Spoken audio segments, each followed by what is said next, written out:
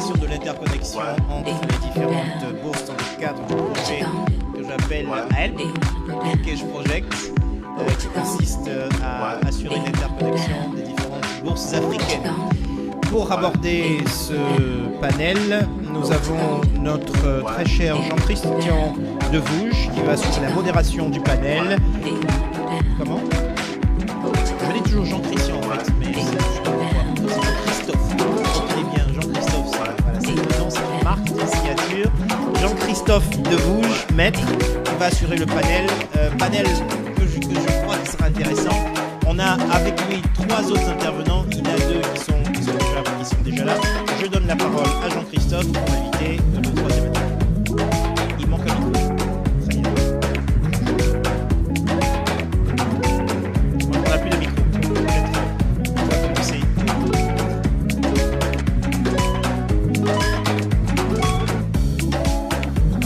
Merci Stéphane. Effectivement, cette table ronde était un sujet qui a déjà été effleuré ce matin, auquel on a pu entendre des retours très intéressants. L'intégration des différentes places boursières. Alors pour discuter de ce sujet,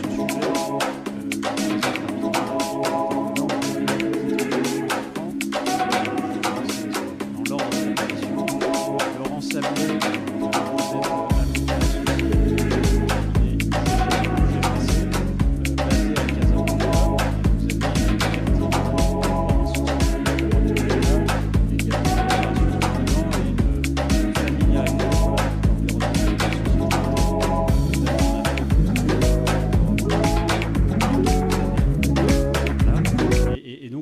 ça sera sans doute très intéressant pour nous et l'audience de bénéficier voilà, de votre expertise et point de vue en tant que praticien sur ces questions.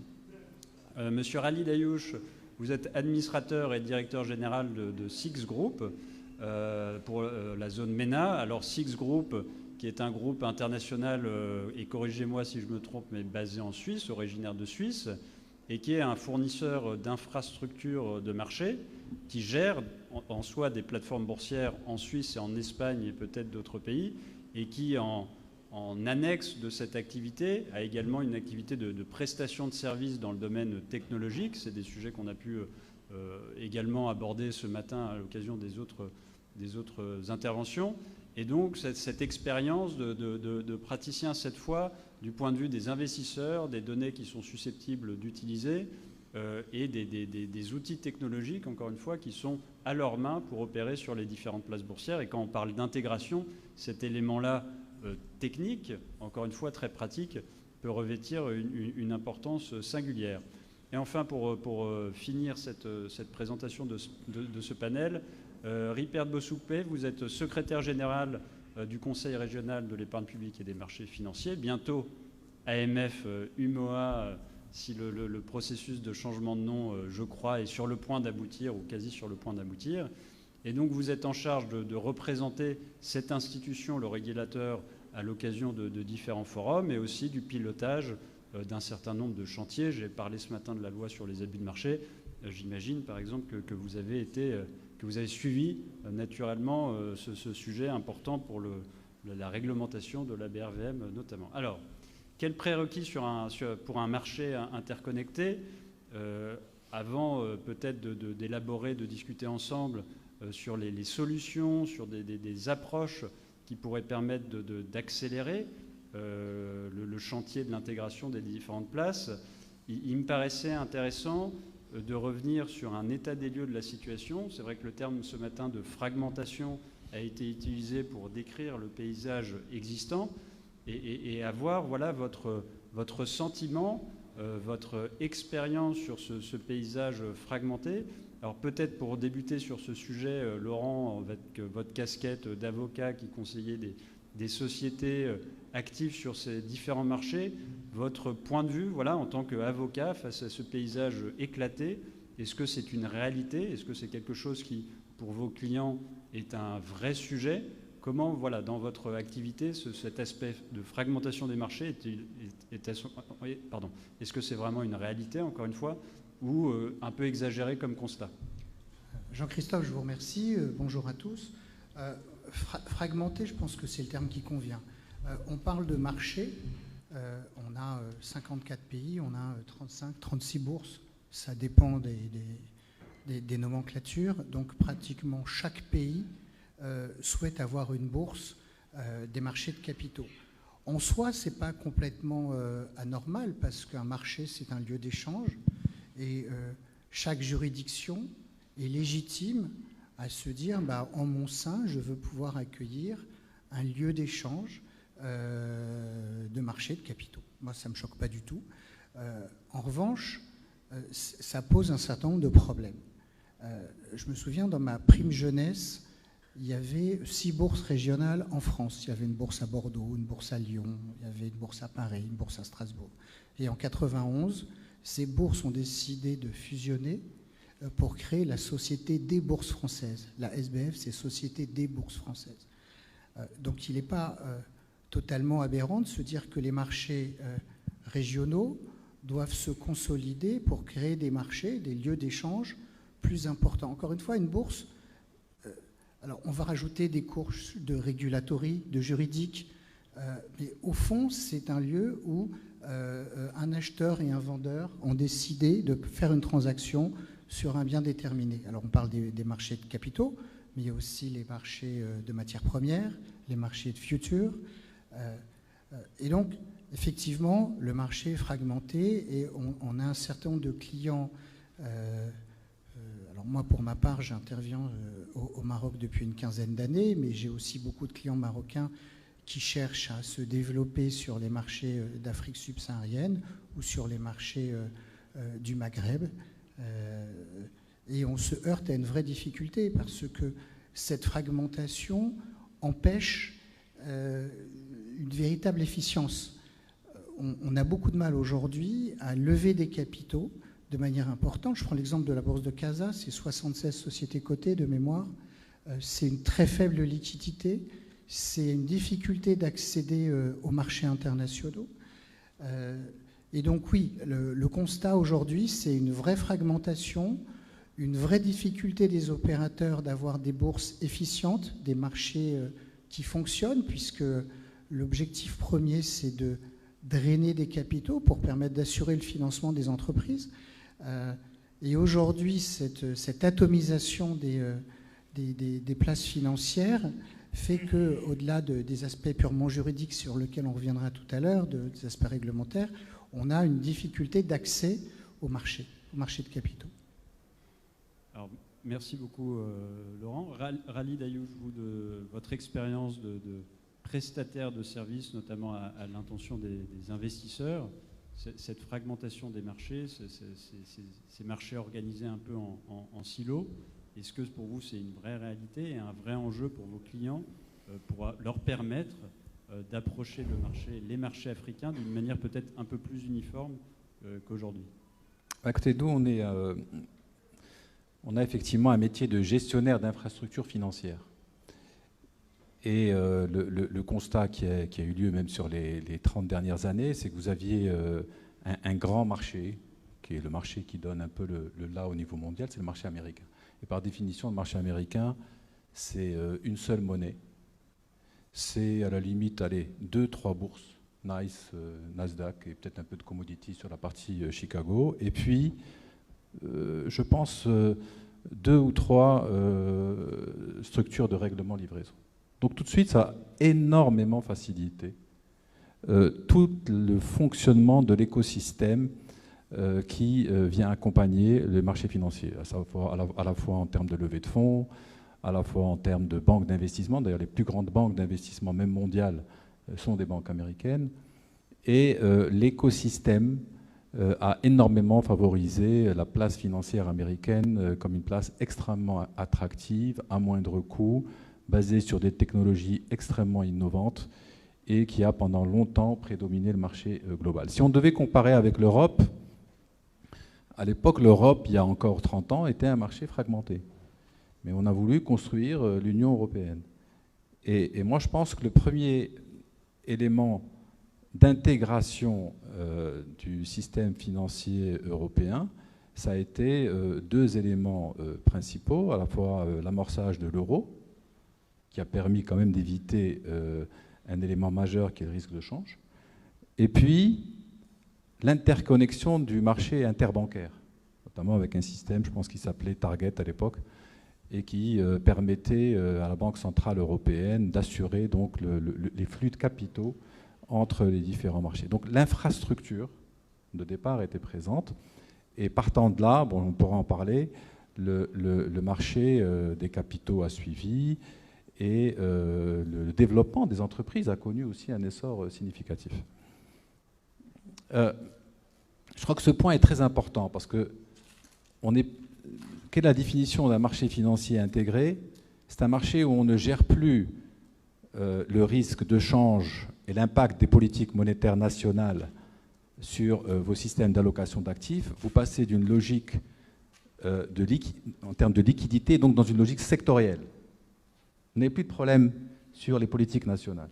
Et typiquement, si vous êtes un acteur régional dans un secteur, c'est le secteur qui va vous intéresser. Et d'ailleurs, s'en est suivi tous les indices sectoriaux, des indices pan-européens qui ont permis de faire émerger le marché. Alors, sur la zone Afrique, moi, je n'avais pas le chiffre précis de 36 bourses que j'ai appris ce matin. Bon, c'est sûr que c'est un marché qui est hyper atomisé. Chaque bourse fonctionne en silo. Je crois qu'on oublie un point majeur, c'est le post-trade. Le post-trade, c'est quand même ce qui sécurise le règlement, la livraison de titres. Et même en Europe, le post-trade a mis beaucoup de temps pour fusionner. D'ailleurs, il y a eu un mouvement qui a accompagné cette croissance. Et le post-trade, aujourd'hui, il y a un dépositaire central au Maroc, il y en a un donc sur la région UMOA qui est rattaché au BRVM, et je pense qu'il y en a un peu l'équivalent partout ailleurs. Donc oui, la situation est clairement celle-là. Elle a beaucoup de limites. Je pense que tous les institutionnels locaux le vivent. Ils ont des limites d'allocation d'actifs qui arrivent très rapidement et qui donc limitent les opportunités de placement. Et donc, de fait, on est un peu en silo. On peut même créer des effets bulles avec des marchés extrêmement chers parce que justement, il n'y a pas d'alternative. Et je pense que, en tout cas, c'est clairement une situation où on fonctionne un marché cloisonné et donc où il n'y a pas d'interdépendance entre les marchés. Merci beaucoup. Alors après cet état des lieux, effectivement, qui illustre d'un point de vue et juridique et plus prestataire, fournisseur de données et même infrastructure de marché, la fragmentation actuelle, je me tourne maintenant vers le régulateur. Vous entendez ce constat un peu malheureux tiré par les professionnels, alors sans vous évidemment vous mettre dans une situation délicate et dire que tout est du ressort du régulateur et en plus d'une région particulière, mais face à ce constat qui est fait par les opérateurs, quelles sont un peu les réactions du Conseil régional, éventuellement en coordination avec d'autres régulations, pour essayer d'esquisser une amorce d'intégration, et dans quel cas, quels sont s'il y a des chantiers prioritaires, ce genre de choses. Voilà, votre réaction en tant que régulateur sur ce constat. Merci, je remercie déjà les organisateurs pour avoir associé le Conseil régional à cet événement. Je pense que ça permet de nous rassembler. On se rassemble dans d'autres environnements, mais je me rends compte que, en tout cas, le concept de rassembler les décideurs des marchés financiers africains ailleurs n'est pas plus mal. Et profiter des expériences des uns et des autres, ça peut être que plus intéressant. Alors, pour revenir à votre question, je voudrais dire qu'au niveau de l'UEMOA, déjà confirmé que les chiffres qui sont annoncés sont réels. On a une trentaine de bourses au niveau africain, mais on a également une trentaine de devises, de monnaies au niveau africain. Et pour revenir à la logique des marchés financiers, les marchés financiers sont censés accompagner le développement économique. Donc c'est normal, comme le premier intervenant l'a dit, que dans la philosophie initiale des décideurs au niveau politique et économique, que chacun ait voulu mettre en place un marché financier. Alors, dans la réalité, en ce qui concerne les autorités de l'UEMOA, il y a 25 ans, nous, on a compris très tôt qu'aller à des marchés nationaux, à des marchés segmentés, ce n'était pas pertinent. On sortait de la crise bancaire des années 80 et donc les économies étaient faibles. On a compris qu'il fallait mettre en place et mutualiser les énergies. Mais aujourd'hui, quand on regarde, on peut se poser des questions par rapport aux performances qu'on a. Le marché financier aujourd'hui, de l'UEMOA, il se classe entre la 6e et la 7e place au niveau africain. Donc on peut se féliciter qu'on a performé, mais quand on regarde les performances à l'échelle de la région, on peut se dire qu'on devrait être plus loin. On devrait être peut-être 3e, 2e en termes de classement, puisqu'on est quand même un regroupement de pays. Donc les défis de l'interconnexion des marchés, à mon avis, c'est d'abord la volonté politique. C'est aussi l'écosystème avec des acteurs qui ont une vision stratégique du développement du marché. C'est des infrastructures de marché performantes, parce que s'il faut mutualiser les plateformes, et c'est également des émetteurs, des investisseurs éduqués. Et donc, tout cela devrait nous permettre d'adresser les thématiques comme la question de l'allocation des actifs, de l'efficience des marchés. Aujourd'hui, effectivement, au niveau africain, si on a des hommes d'affaires qui veulent passer d'un pays à l'autre, on peut se poser des questions sur les coûts de transaction, les coûts d'accès au marché. Mais la vraie question, ou en tout cas la vraie préoccupation, devrait être quel est le développement qu'on observe aujourd'hui au niveau des économies africaines. Parce qu'un marché financier, il est censé être d'abord le reflet de l'état de l'économie. Et c'est pour ça qu'on a des indices de marché, des indices boursiers. Quand on prend aujourd'hui, au niveau de l'UEMOA, on a 46 sociétés cotées, on a une articulation. Effectivement, quand il y a des événements politiques ou économiques importants, cela affecte le marché. Mais parfois, on note une forte décorrélation. Donc, on peut observer des événements qui ne se répercutent pas sur le marché. Ça veut dire que le marché ne représente pas suffisamment les économies. Le marché n'est pas encore suffisamment alimenté pour refléter les économies. Et donc, si le marché ne joue pas, n'assure pas ce rôle social et ce rôle économique, quelque part en termes de perfection et d'efficience, on peut avoir des soucis. Et effectivement, c'est intéressant parce que ça montre aussi, sans doute en creux, la tension que l'on peut avoir de dire poursuivre un objectif d'intégration alors qu'on a besoin aussi aujourd'hui de consolider l'existant, d'avoir des marchés plus liquides, etc.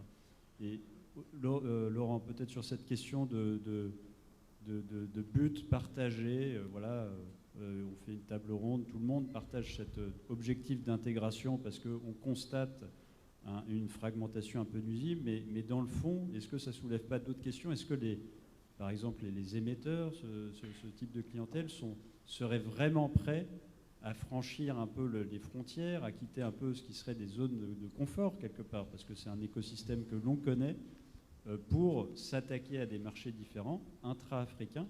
Est-ce que là, il n'y a pas un jeu de posture, de tout le monde est d'accord sur l'intégration, mais au final, si on ouvrait vraiment les vannes, on ouvrait les portes, est-ce que les sociétés, les intervenants de marché joueraient vraiment et sincèrement cette carte-là? J'en suis persuadé. On parle d'interconnexion des marchés. L'opérateur économique souhaite nécessairement la libre circulation des capitaux.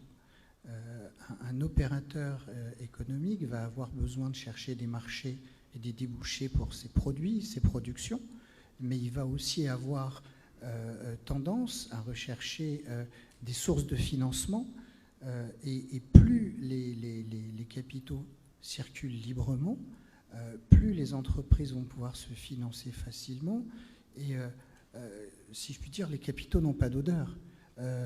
Qu'un opérateur marocain veuille aller se financer à Douala, why not? Qu'un Égyptien veuille partir à Johannesburg parce que c'est plus facile pour lui, il ne va pas hésiter à le faire. Je pense qu'il n'y a pas d'état d'âme à avoir. Alors certes, les politiques, comme le disait le régulateur, ont peut-être une tendance à vouloir, encore une fois, à juste titre, assurer de la souveraineté, mais la souveraineté doit nécessairement être partagée.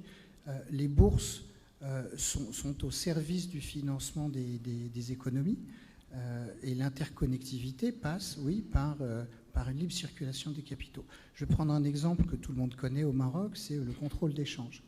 C'est quand même relativement compliqué pour un épargnant marocain de pouvoir aller acheter des titres de capitaux sur des bourses étrangères. Il ne peut pas, en fait. Enfin, c'est très compliqué. Il faut des autorisations, il y a des seuils extrêmement bas. Ça évolue. Comme le dit Riperle, il y a une volonté politique, donc ça évolue, mais lentement. Il y a encore une tendance à vouloir conserver chez soi les capitaux. Mais si chaque État raisonne comme ça, finalement, l'interconnectivité aura du mal à fonctionner. Oui, et un mot que je trouve intéressant dans votre réponse, c'est l'utilisation du terme souveraineté. Est-ce que cet enjeu d'intégration, Khalid, est-ce que, par exemple, il n'y a pas un blocage là-dessus? Encore une fois, l'idée, la roadmap, tout le monde est d'accord, mais quand on commence à dire bon, l'intégration, concrètement, ça veut se traduire par un déplacement d'infrastructures ou à une centralisation dans d'autres régions, sous-régions, il y a même des enjeux géographiques et politiques. Est-ce que ça, ce n'est pas un point important de blocage à cet effort d'intégration, de dire chaque État qui a pu constituer ou chaque région qui a pu constituer son sous-marché un peu local veut garder son précaré et est un peu hésitant à abandonner ses prérogatives et ce qui a pu être construit jusqu'à aujourd'hui? Alors là-dessus, je pense qu'on confond deux sujets. Il y a un sujet politique, qui dit souveraineté, dit un aspect politique. Il y a un sujet économique. L'intégration régionale en Europe s'est traduite de fait par des fusions de bourses. Typiquement, Euronext, c'est une fusion de plusieurs places. SIX ou même LSI. Pourquoi? Tout simplement pour être compétitif. Parce qu'après, il y a aussi la compétitivité des places que vous devez mettre en place par rapport aux autres marchés internationaux. Donc c'est plus une question uniquement de souveraineté, c'est une question de compétitivité. Et les fusions qui se sont faites sur les bourses et qui se sont faites à marche forcée, c'était pour rendre la place européenne, entre autres, compétitive. Parce que demain, vous pouvez avoir des multicotations et peut-être qu'il vaut mieux aller acheter le titre sur une autre place plutôt que de l'acheter sur une place qui est trop chère. C'est rajouter à cela des marchés alternatifs électroniques qui venaient eux-mêmes vous concurrencer. Donc c'est une vraie question. C'est vrai que bon, est-ce qu'une bourse est un élément de souveraineté nationale? Moi, je ne saurais pas y répondre. C'est un sujet politique.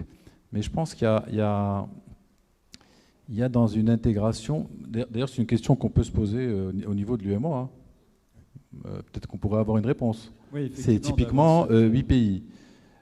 Donc c'est une sous-région qui fonctionne bien finalement, qui est intégrée avec une monnaie unique, un système d'infrastructure qui est ce qu'il est et qui je pense est escalable et peut monter en puissance. Donc voilà, on pourra avoir un premier élément de réponse par rapport à ça. Maintenant, ce que je vois dans l'intégration des marchés, c'est peut-être 3 éléments. Il y a un élément technologique. Bon, la technologie, c'est finalement pas ce qu'il y a de plus compliqué. Notamment, bon là je vais être un petit peu technique, sur les aspects front. L'avantage, c'est que ces bourses sont équipées récemment. Elles ont des infrastructures de grande qualité. En tout cas, moi, je peux parler en l'occurrence de l'infrastructure de la bourse de Casa. On en a parlé ce matin. C'est une infrastructure qui reprend les meilleurs standards internationaux.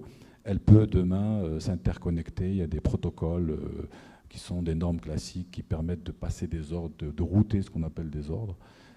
Et d'ailleurs, je pense que le projet dont l'AELP est une des représentations de cette interconnexion. C'est un carnet d'ordre centralisé. D'ailleurs, un data provider international peut même vous donner un carnet d'ordre centralisé entre Casablanca et New York. C'est pas la question. Bon, sur le post-trade, c'est un peu plus compliqué parce que on travaille un peu en silo. Et là-dessus, il y a un travail additionnel à faire. Je ne suis pas un spécialiste du post-trade, mais en tout cas, on va dire que technologiquement, c'est faisable. Ensuite, vous avez la question de la régulation. Et je rappelle que sur les marchés, il y a deux régulateurs. Il y a le régulateur des marchés, il y a le régulateur des systèmes bancaires, qui sont, en tout cas sur le système bancaire, beaucoup plus complexes et qui sont quand même partie prenante de l'écosystème, puisque une grande partie, en tout cas de la partie cash, se fait à travers le système bancaire. Et puis, en troisième lieu, tout ça c'est très bien, mais il faut qu'il y ait un marché. Il faut qu'il y ait du business. Et le business, c'est ce qu'est en train de vivre un peu toutes ces bourses à l'échelle nationale. C'est comment attirer plus d'émetteurs, comment derrière, justement, être dans une économie plus désintermédiée. Alors c'est sûr que quand vous venez d'un marché où la culture des marchés est très développée, typiquement aux États-Unis, d'ailleurs les retraites se font sur la base des marchés financiers, donc c'est quasiment dans les gènes, n'importe quel petit porteur a un portefeuille boursier, etc. Ici, vous êtes dans des marchés qui sont encore pas suffisamment désintermédiés, le rôle du secteur bancaire est parfois un peu compliqué, et c'est tout, on va dire, ces trois aspects qu'il faut mener en parallèle pour pouvoir peut-être aboutir à quelque chose qui tienne la route. Alors, on revient justement à cette question. Alors, ce n'est pas la douche froide, mais presque. Est-ce que c'est... On parle d'intégration, d'assurer une meilleure intégration. Est-ce que l'analyse, c'est pas de se dire c'est trop tôt, on met la charrue avant les bœufs, et encore une fois, de consolider l'existant pour envisager une étape supplémentaire. Du point de vue du régulateur, ça serait un peu au-delà d'aménagements techniques, de progrès ponctuels qui peuvent être envisagés pour répondre à des questions spécifiques. L'attitude générale, c'est plus de se dire on a un chantier de l'existant à consolider avant de lancer sans doute des projets très ambitieux, peut-être plus risqués politiquement, et qui, comme vous le soulevez, suscitent des questions sur d'autres éléments, la monnaie, les facteurs de change, etc. Est-ce que c'est cette vision-là où, non, pour avancer, il faut pousser quand même des choses ambitieuses, parce que sinon, l'expérience montre que l'immobilisme gagne vite du terrain et que cet effort, en fait, ne se traduit pas réellement dans les faits. Bon, de notre avis, il faut avancer sur les questions d'interconnexion. Mais peut-être qu'il faut se poser les bonnes questions avant d'avancer. Alors, comme je le disais un peu plus tôt dans mon propos, les différentes places financières sont d'abord des places financières qui sont en compétition. Et ensuite, c'est les places financières qui sont censées apporter des réponses en termes de financement des économies. Donc, du point de vue technologique, comme l'un des intervenants l'a dit, c'est quelque chose qui est possible. Mais maintenant, quel est le choix? Quel est le modèle d'interconnexion qu'on doit choisir? Est-ce que l'interconnexion, c'est juste une virtualisation des plateformes pour permettre aux émetteurs d'être disponibles, d'avoir leur titre disponible sur des plateformes, ou aux investisseurs de pouvoir opérer dans une sélection de titres? Et donc, si c'est ça, oui, c'est bien, c'est déjà un début, mais on n'a pas réglé les questions d'arbitrage au niveau monétaire, parce qu'on a toujours une trentaine de monnaies. On n'a pas réglé les questions de fiscalité, et je ne suis pas sûr qu'on ait réglé les questions de liquidité et de confiance. Je ne vais peut-être pas m'attarder sur les deux premiers, mais peut-être parler de liquidité et de confiance.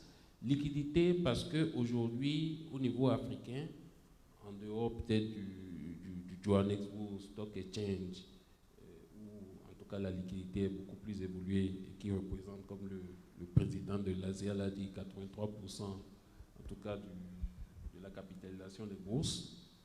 Mais tous les autres marchés sont des marchés illiquides. Donc aujourd'hui, on peut se retrouver dans un schéma où on a une juxtaposition de marchés liquides. Et ce n'est pas ça l'objectif. La question de la fiscalité. Si on veut développer les marchés, si on veut éviter les arbitrages sur les valeurs mobilières, peut-être qu'il y a une réflexion également à avoir au niveau africain en termes de fiscalité des titres. Alors, la réflexion peut être de dire, alors est-ce qu'on va tout de suite au modèle le plus abouti en disant, bon, on fusionne les plateformes et donc au niveau africain, on essaie de créer une seule monnaie où on essaie de faire les transactions en unité de compte, parce que ça aussi, aujourd'hui, on peut référer toutes les monnaies à une unité de compte, ça peut être une alternative. Ou bien, on essaie de bâtir des ensembles régionaux en se disant, si on veut faire des transactions, déjà, on a des ensembles régionaux, il faut que les participants se connaissent.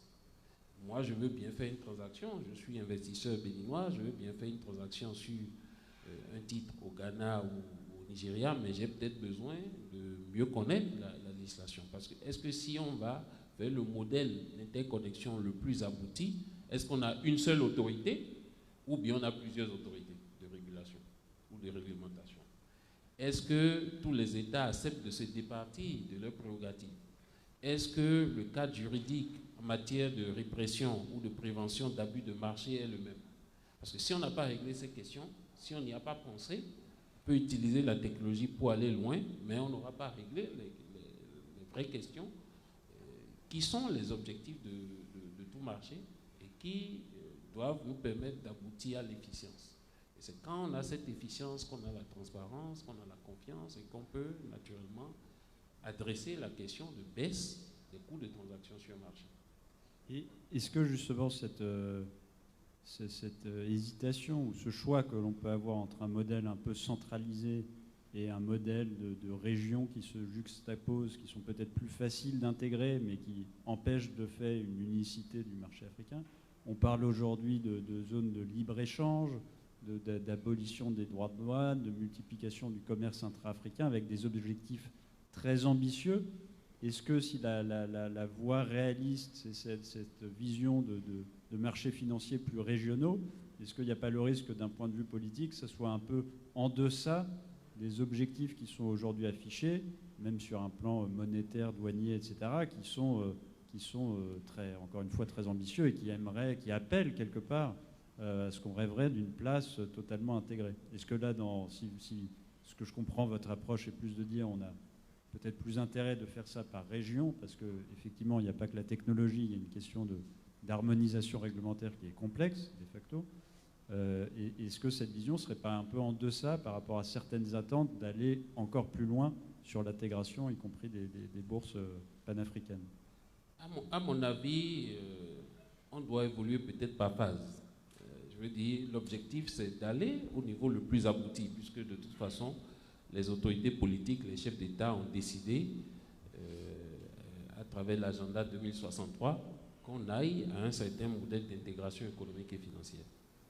Mais comment on y va? En tenant compte un peu de l'état de maturité des économies, en tenant compte des infrastructures, en tenant compte de la nécessité de bâtir une architecture solide, robuste, crédible et qui inspire la confiance. Et comme je le disais au début de mon propos, le marché financier est censé accompagner les politiques économiques. Mais quand on regarde aujourd'hui au niveau africain, les transactions intra-pays, on est à moins de 15%. Donc ça veut dire que déjà, et ces chiffres-là, aussi bien au niveau africain, on les retrouve au niveau de la CEDEAO. Au niveau de l'UEMOA, on est autour de 12% de transactions de commerce intracommunautaire. Donc ça veut dire que déjà, entre nous, même Africains, nous n'échangeons pas entre nous. Donc comment est-ce qu'on peut bâtir ou créer un marché financier africain qui va accompagner le développement économique si nous-mêmes nous n'échangeons pas entre nous? C'est ça la vraie question. Et si nous n'échangeons pas entre nous, ça veut dire que nous n'aurons pas une monnaie solide. Si l'objectif, c'est qu'à l'horizon 2063, qu'on ait une monnaie africaine. Donc c'est cette question-là qu'on doit essayer d'adresser en développant le partenariat entre nous, en nous partageant les savoirs pour progresser. Et les choses, à mon avis, vont se faire naturellement. Alors la question de dire ensembles régionaux, c'est juste une suggestion. Nous on parle, on voit peut-être ça comme ça parce qu'on a eu cette approche.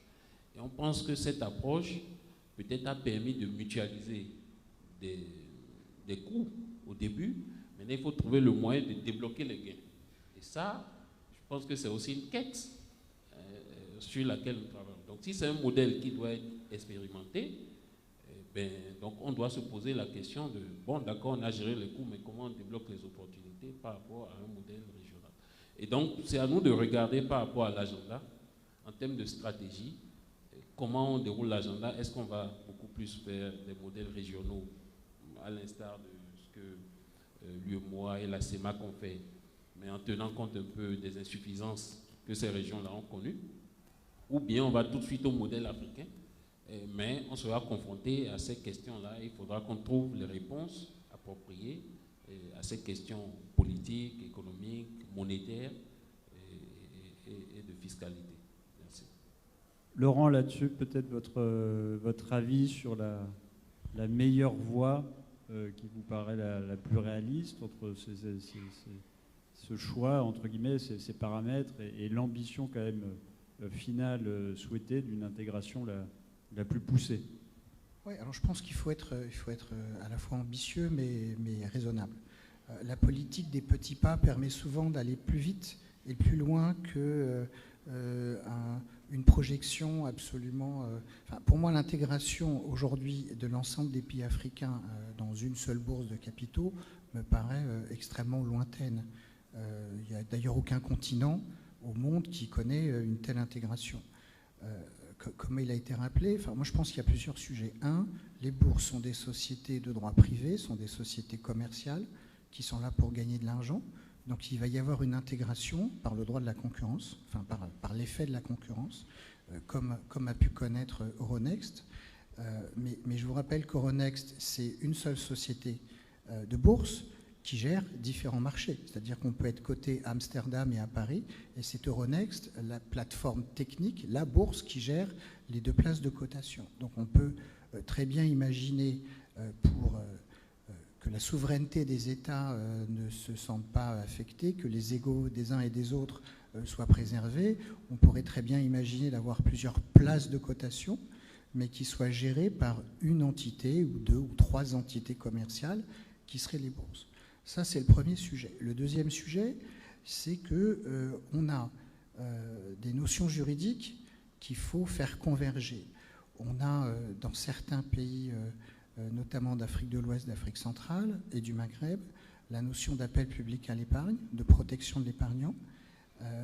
Et dans d'autres pays, d'autres systèmes juridiques, on a le public offering, avec des systèmes juridiques sous-jacents un peu différents, des protections.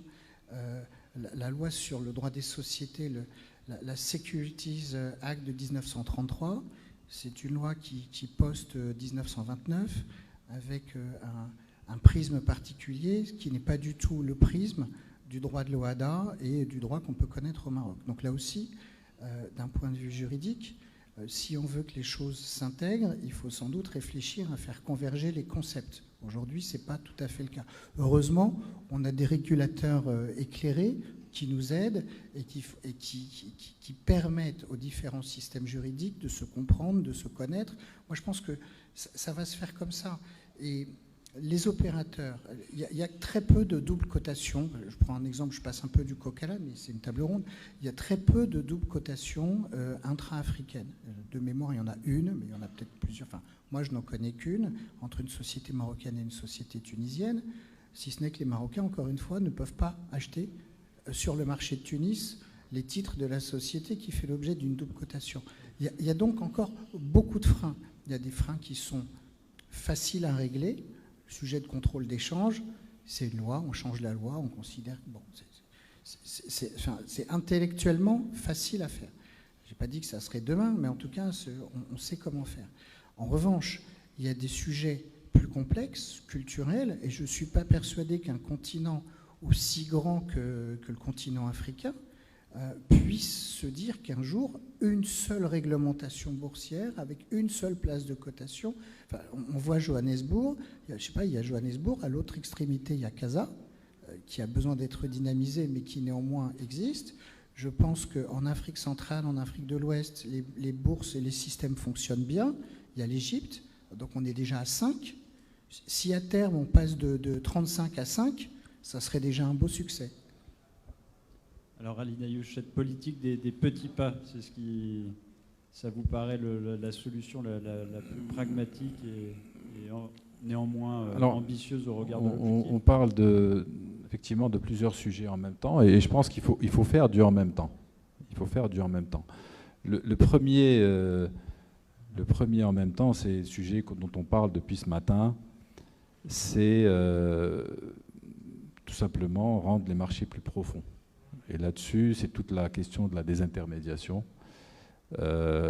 Mis à part Johannesburg, d'ailleurs, qui représente plus d'un tiers de la capitalisation boursière africaine, il y a un vrai sujet là-dessus. Comment faire pour rendre les marchés plus profonds? Comment faire pour attirer plus d'émetteurs? Comment le private equity, justement, peut pleinement jouer son rôle? Et là, le private equity peut jouer un rôle même plus large, pas uniquement national, il peut aller un peu plus dans une zone panafricaine, notamment avec un mouvement qui existe aujourd'hui. Moi, je le vois sur les entreprises marocaines. Beaucoup d'entre elles suivent le mouvement bancaire, qui est quand même aujourd'hui un succès. Et le fait d'être accompagné par des banques régionales donne des ambitions à des entreprises pour devenir aussi régionales. Et donc, l'idée, c'est que ces fonds de private equity accompagnent et puissent demain, effectivement, pousser vers de l'IPO. Ça, c'est un premier sujet, et on peut mettre toutes les régulations du monde et toutes les infrastructures du monde. S'il n'y a pas de papier, il n'y a pas de papier, et ça ne marchera pas. Après, qu'il y ait sur l'ensemble du continent 4-5 grandes zones, clairement oui, ou en tout cas ne pas pouvoir rester sur de la fragmentation complètement éparpillée. Et je rappelle que même en Europe, il y a encore des bourses qui ne sont pas nécessairement rattachées à des opérateurs globaux. Vous prenez même l'Espagne, ça a été racheté il y a juste quelques mois, ça restait une bourse autonome. Donc, du en même temps, continuer à pousser vers la logique des intermédiations, je crois que c'est plus que central. Et puis sur l'aspect de la réglementation, il y a eu, moi je ne suis pas un spécialiste, mais typiquement en Europe, il y a eu cette notion de passeport européen qui fait que, écoutez, lorsque les régulateurs se mettent d'accord sur des socles de réglementaires qui font que lorsque vous exercez dans un pays A, vous êtes de fait en possibilité d'exercer dans un pays B. Ensuite, oui, il y a des règles, mais en tout cas, vous pouvez étendre vos activités de capital market sur des zones plus larges. Oui, effectivement, cette solution du passeport européen qui a contribué à l'unification du système, ou en tout cas à permettre aux opérateurs de se déployer au-delà de leurs frontières et qui repose sur des textes communs, plus ou moins communs, et une confiance mutuelle des régulateurs, parce qu'on admet un opérateur qui a fait l'objet d'une autorisation dans un autre pays et donc qui a fait l'objet d'un examen d'une autre autorité. Est-ce que c'est quelque chose qui est une voie potentielle pour accélérer l'intégration, de dire on a ce régime du passeport qui permettrait aux opérateurs de franchir plus aisément les frontières entre les différentes places, que ce soit les sociétés de gestion ou même les émetteurs? Oui, assurément. Comme vous le savez, l'OICV a édicté 3 grands axes d'interconnexion au niveau des marchés. Donc déjà, il y a la coopération. Et donc les régulateurs peuvent coopérer pour accompagner les émetteurs et les investisseurs dans les différentes zones.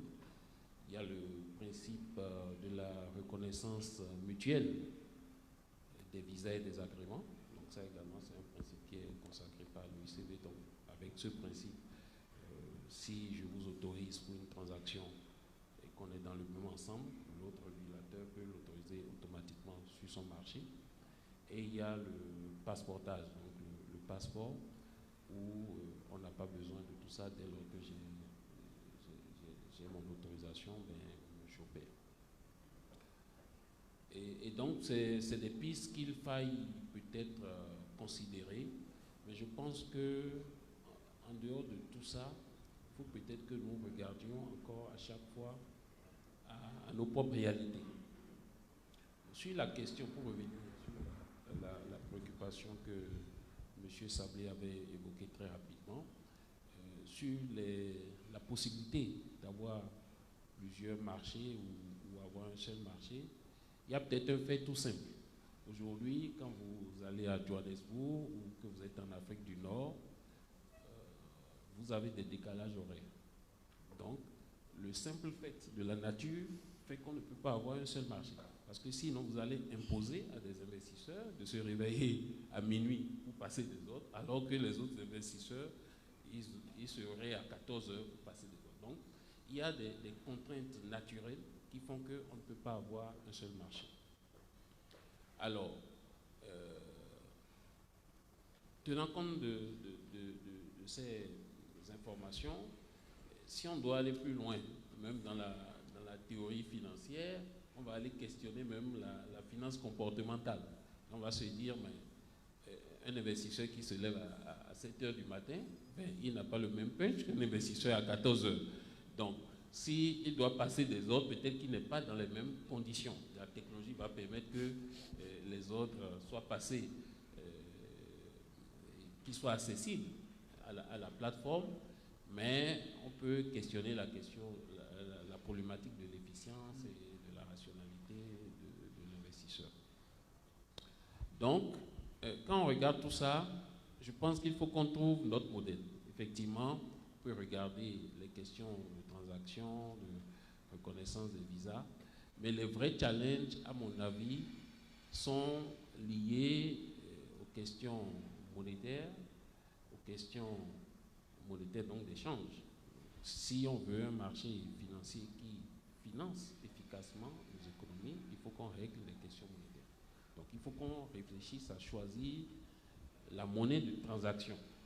Mais sinon, on va se rendre compte que non seulement on a des monnaies nationales qui sont des monnaies faibles, mais parfois ces monnaies nationales sont attachées à des devises, donc on va se retrouver dans un schéma où on dollarise les économies africaines, où les euros, je ne sais pas comment il faut le dire, on va transformer les économies en euros et ça ne va pas correspondre à des réalités de marché. Sur la question de la reconnaissance et du passeport, le vrai challenge est beaucoup plus lié à l'évaluation des marchés.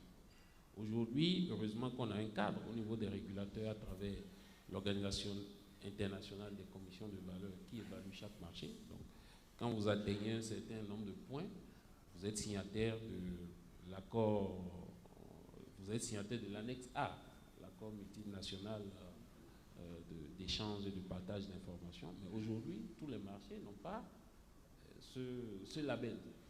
Même au niveau de la CEDEAO, au niveau du marché de l'UEMOA, nous on a ce label depuis 2009, mais au niveau du Ghana et du Nigeria, ils n'ont pas ce label. Donc si on doit fusionner demain, la vraie question c'est de dire le marché qu'on bâtit, quelle confiance il donne pour les investisseurs.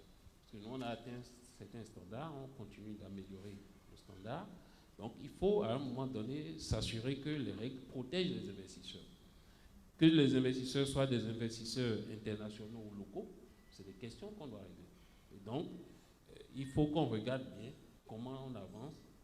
Petit pas, grand pas, moyen pas, il faut qu'on regarde, mais il faut avancer. Merci. Est-ce que, alors Laurent, vous vouliez... Oui, enfin, je voulais rebondir. Je me souviens d'une anecdote où on conseillait une société qui était cotée à Paris et à New York, et s'était posé la question d'une triple cotation à Hong Kong. Et on a fini par renoncer parce que pour des questions réglementaires, il y a certaines communications qu'on ne peut faire que lorsque les bourses sont fermées, des profit warnings ou autres. Et on se retrouvait face à une impossibilité parce qu'il n'y avait pas de fenêtre temporelle qui permettait à la société de communiquer hors bourse. Alors c'est un peu anecdotique, mais ça rejoint ce que vous dites. Il faut quand même se poser aussi les bonnes questions et être raisonnable. On peut pas... on est sur des sujets sensibles et... les réglementations ne permettent pas de tout éviter. Alors, encore un autre sujet. Vous évoquiez tout à l'heure le système des sanctions, les abus de marché, les manquements d'initiés, les délits d'initiés. Là aussi, on a des systèmes juridiques qui n'ont pas forcément les mêmes concepts. Ce qui est permis dans un pays est parfois autorisé simplement dans un autre, encouragé dans un troisième, interdit dans un quatrième pays, et c'est très compliqué. Et on ne peut pas demander aux législations nationales de changer complètement ce qu'est l'ADN. Et là, c'est le régulateur qui doit avoir ce sentiment de tour de contrôle, parce que vous avez la chance d'être à la tête d'une union de pays, et donc avec des systèmes juridiques un peu différents, et donc toute la gageure, déjà on voit qu'à 6 ou à 8, c'est compliqué, alors à 54, ça va prendre du temps. Alors, est-ce qu'en plus de ces éléments réglementaires et parfois très importants d'un point de vue macro, on a parlé des questions de monnaie, de change, un point peut-être pour Rally Dayouch sur le sujet aussi de l'écosystème, de dire, parler d'intégration de places financières, il y a aussi une question d'hommes, de femmes, d'équipes, d'entreprises, d'acteurs qui soient communs à différentes places. Au-delà, encore une fois, du volet réglementaire intégration, ce qui facilite l'intégration, c'est quand vous avez des grandes banques qui sont présentes sur plusieurs places et des équipes qui sont capables de transposer des pratiques, etc. Et c'est l'une des forces du monde anglo-saxon, ce que vous soulignez d'ailleurs, des grandes banques américaines qui exportent leurs pratiques de fer, quel que soit l'endroit du monde. Est-ce que, en plus de ce chantier réglementaire, voilà, ce côté uniformisation, ou en tout cas une équipe Afrique d'interlocuteurs et qui va appuyer le développement de marché, c'est quelque chose qui est en train d'avoir lieu, ou on n'en est pas encore là, etc. Ou en tout cas, est-ce que de votre point de vue, il faut ne pas oublier cet aspect un peu humain, institutionnel, au-delà de la simple architecture, qui est déjà compliquée, mais pas oublier cet aspect? Bon, bien évidemment, c'est un aspect fondamental. Et aujourd'hui, même en Europe, les banques d'investissement américaines restent extrêmement fortes de par leur culture historique et de par leur force de frappe internationale. Moi, je pense que l'Afrique, elle vit un paradoxe. Ce paradoxe, on est en train, par exemple, aujourd'hui, moi je vois le retrait de certaines banques européennes du système bancaire africain. Alors bien évidemment, il faut se poser les questions. Pourquoi ? Alors ce retrait, il a bénéficié à un certain nombre de banques marocaines, clairement, qui ont réussi, à travers les rachats des participations internationales, à se positionner sur la zone. Je pense que c'était un bon mouvement. Elles sont plus souples, elles ont des coûts plus faibles et surtout, elles ont encore une réglementation qui leur permet, en tout cas qui est moins contraignante que ce que peuvent vivre les banques en Europe. Bon, maintenant, il faut faire attention à ce type de mouvement parce que il ne faut pas pour autant s'isoler des systèmes internationaux et ne serait-ce qu'à travers ce qu'on vit aujourd'hui. Vous êtes dans un monde où il y a également des sanctions, des contraintes réglementaires très fortes qui font que vous ne pouvez pas vivre dans une zone de droit inférieur. Mais c'est en même temps une opportunité pour construire des équipes. C'est une opportunité où vous avez encore la possibilité de pouvoir faire un business que des banques internationales ne peuvent plus faire ou ne savent plus faire. Pardon. Non, je vous en prie. Vous vouliez continuer ou... Non, donc pour rejoindre votre question, il y a typiquement, moi je trouve en tout cas, je connais moins bien les autres zones, mais qu'à Casablanca, il y a une véritable expertise qui s'est développée au niveau de l'écosystème, que ce soit dans du buy-side ou du sell-side, que ce soit aussi dans de l'origination ou d'accompagnement d'IPO. C'est un savoir-faire qui peut se dupliquer clairement sur la zone et je pense que c'est aussi une opportunité pour ces banques de pouvoir justement préempter un peu cette zone.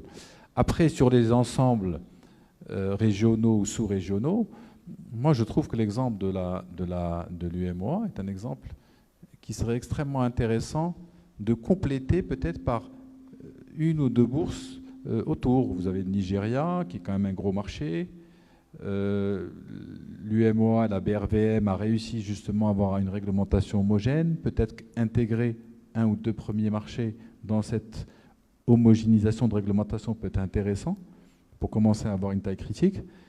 C'est comme ça que je verrai les choses. Ensuite, il y a des actions qui peuvent être faites, qui ont été faites. Le marché, par exemple, de la dette, c'est un marché, notamment de la dette OTC. Vous pouvez émettre de la dette sur plusieurs, dans une devise, et à la limite, qui peuvent intéresser un certain nombre d'acteurs régionaux. Vous avez aussi la mise en place d'indices. Je sais que d'ailleurs on parlait, là j'ai vu tout à l'heure de Rostock. Rostock, c'était une société qui créait des indices et qui était en fait, d'ailleurs qui appartenait à SIX à l'origine, avec je crois Dow Jones et Deutsche Börse.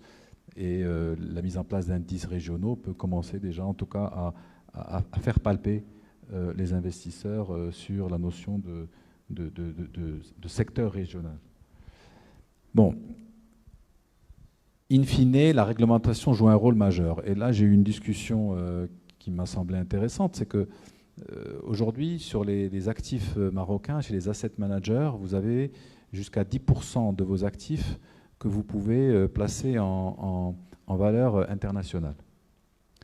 Bon, j'étais étonné parce que la réglementation n'autorisait pas les valeurs africaines. Donc on n'était plus sur des pays de l'OCDE. Bon, apparemment, il y a un changement et déjà, on va ouvrir. Ce qui est déjà, on parle d'Afrique et je pense qu'effectivement, le minimum, c'est d'ouvrir une porte sur cette zone. C'est aussi des débuts d'amorçage pour mieux connaître la région, mieux connaître les marchés.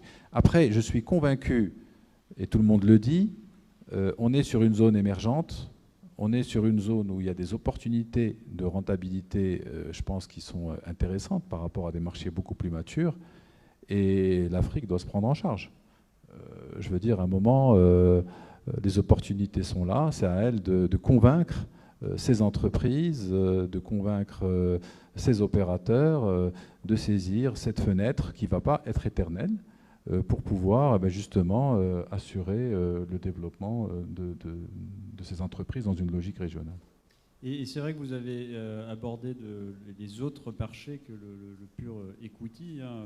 On a des marchés de matières premières, etc. Donc oui. L'intégration des bourses, quelque part, on peut l'envisager sur un certain nombre de points de vue et pas seulement l'aspect action. Est-ce que, Laurent, cette idée un peu de spécialisation, ça ne peut pas être une issue à cet effort d'intégration, de dire non, on ne va pas à politique des petits pas, moyens pas, en tout cas l'important c'est d'avancer, mais surtout on donne à chacun une casquette un peu particulière et qui permet, pour répondre aux enjeux politiques de souveraineté, à chacun de sortir un peu grandi et content de cet équilibre en disant j'ai une casquette particulière sur cette carte, sur ce mapping des différentes places boursières. Est-ce que ce n'est pas aussi une voie qui pourrait être explorée ? J'en suis persuadé, je pense que c'est une porte de sortie par le haut, mais il faut trouver un marché naturel. On a Londres qui gère les sujets futurs, matières pétrolières, etc., parce que c'est historique en réalité. On a Anvers qui peut gérer la bourse de diamants et de matières précieuses, enfin de pierres précieuses, Johannesburg également. Il faut effectivement que un ou deux pays africains puissent, de manière sectorielle, tirer son épingle du jeu, parce que tout le monde n'aura pas la chance d'avoir une place de marché de capitaux efficient sur sa propre juridiction. Ça paraît illusoire. Donc effectivement, on pourrait voir dans quelle mesure on ne pourrait pas faire émerger une ou deux places d'échange de matières premières ou de futures en Afrique. Je rebondis simplement sur l'écosystème. Moi, je suis très frappé de voir à quel point, alors je parle pour ma paroisse, mais les banques marocaines ont un effet très positif. En Tunisie, à Tijari Finance Corp, il faut bien de temps en temps faire de la pub pour les copains, Tijari Finance Corp a eu une banque d'affaires et d'investissement extrêmement active, a participé aux campagnes de privatisation, et ça a eu un effet très positif. On voit Bank of Africa aujourd'hui, BMCE, très présent sur les marchés africains. Alors là aussi, moi, d'un point de vue très, très personnel, les banquiers travaillent de concert avec les avocats. On voit que la qualité rédactionnelle des prospectus, donc des documents nécessaires aux opérations d'appel public à l'épargne, donc à la levée des capitaux, la qualité des prospectus grandit fortement par l'effet conjugué des régulateurs qui ont mis en place des cadres juridiques avant qu'un visa puisse être apposé sur un prospectus. Aujourd'hui, il y a un véritable travail de l'écosystème, banquiers, avocats, cabinets d'experts comptables, parce que là aussi, ces grands cabinets internationaux ont quelque part uniformisé par le haut la pratique, parce qu'on parle d'interconnectivité, encore faut-il qu'on ait un peu le même niveau la qualité standard de l'information doit pouvoir être à peu près identique sur tous les marchés pour qu'on puisse commencer à envisager une intégration. Là aussi, c'est la politique des petits pas. On commence par avoir une information financière qui soit haut niveau, et donc une intégration et une assimilation par le haut. Et encore une fois, vous avez tout à fait raison, l'écosystème est très important. Oui, c'est vrai, même les cabinets d'avocats, alors effectivement, en tant qu'avocat, je peux en parler, mais c'est vrai qu'il y a un côté de intégration qui se fait par les professionnels, et là, de tension pour les pays, et qui est bien légitime, de dire il ne s'agit pas d'ouvrir les portes à des boîtes internationales qui viennent dupliquer leur façon de faire, etc. En revanche, il faut reconnaître que leur présence permet aussi d'améliorer le niveau général et de rassurer des investisseurs, notamment étrangers, qui sont à l'aise parce qu'ils se disent c'est des marques que l'on connaît, des interlocuteurs réguliers qu'on peut avoir à New York, à Londres ou d'autres places financières, et de se dire on sait qu'ils sont dans cet écosystème, et pour nous c'est un gage de confort parce que c'est une signature qu'on connaît. Et encore une fois, pour les pays, ouvrir trop pose aussi d'autres questions. Alors, mon bâtonnier serait peut-être pas content parce qu'on n'a pas le droit de faire de pub, mais UGGC a ouvert en Côte d'Ivoire, UGGC a ouvert au Cameroun, mais on n'est pas les seuls. Ce que je veux dire, c'est que ce que les banques ont fait, les cabinets d'audit ont pu le faire, les cabinets d'avocats commencent à le faire également, et je pense que ça participe à cette interconnectivité, parce que je peux parler à mes associés à Douala, on va parler la même langue, on a été formés dans les mêmes écoles, et ça permet aux bourses, puisque là on est sur les sujets boursiers, mais on aurait les mêmes sujets en matière de private equity, enfin, les levées de capitaux peuvent se faire plus facilement si on a des opérateurs qui parlent la même langue. Et alors justement, pour rebondir sur ce que tu dis, sur l'éducation quelque part, parce que quand on parle d'intégration des places boursières, encore une fois, il y a ce facteur humain qui est important. On a parlé des employeurs, des opérateurs en tant que tels, mais aussi l'idée qu'il y a un common understanding entre les différents opérateurs, un même background intellectuel d'approche des marchés, des problématiques. Est-ce que ça, au niveau du régulateur, des collèges de régulateurs, c'est un sujet sur lequel qui est très en amont, parce que ça met du temps de construire ces personnes formées, etc. Mais de se dire, mais si on veut que l'intégration marche, il faut qu'il y ait des professionnels qui aient le même niveau, qui partagent les mêmes valeurs, entre guillemets, la même vision des marchés. Et ça se joue même dans les universités, ce genre de choses, de sensibiliser sur ces questions, parce que l'intégration, encore une fois, n'est pas purement technique et ne se déclare pas, mais elle se vit par des gens qui se disent, bah oui, entre Abidjan, Casablanca et Johannesburg, on a des problématiques communes et des réponses qui sont communes. Est-ce que ce volet-là, un peu éducation, formation, fait partie devrait faire partie de la roadmap pour y arriver? Oui, naturellement, mais bon, en tant que régulateur, on est toujours un peu embêté par la question d'une vision unique, parce que quand on a une vision unique, il n'y a plus d'innovation. Et donc, par contre, on serait bien intéressé à travailler avec les acteurs pour construire justement une plateforme de connaissances de base commune sur laquelle on devrait pouvoir s'appuyer, tenant compte un peu du partage d'expériences qu'on peut avoir avec d'autres juridictions. Je sais qu'au Maroc, il y a déjà eu un effort de construction, mais dans d'autres environnements aussi. Donc, on ne devrait pas être fermé à chercher à partager le savoir, à chercher à construire des équipes capables d'accompagner et d'offrir des services de qualité aux émetteurs et aux investisseurs.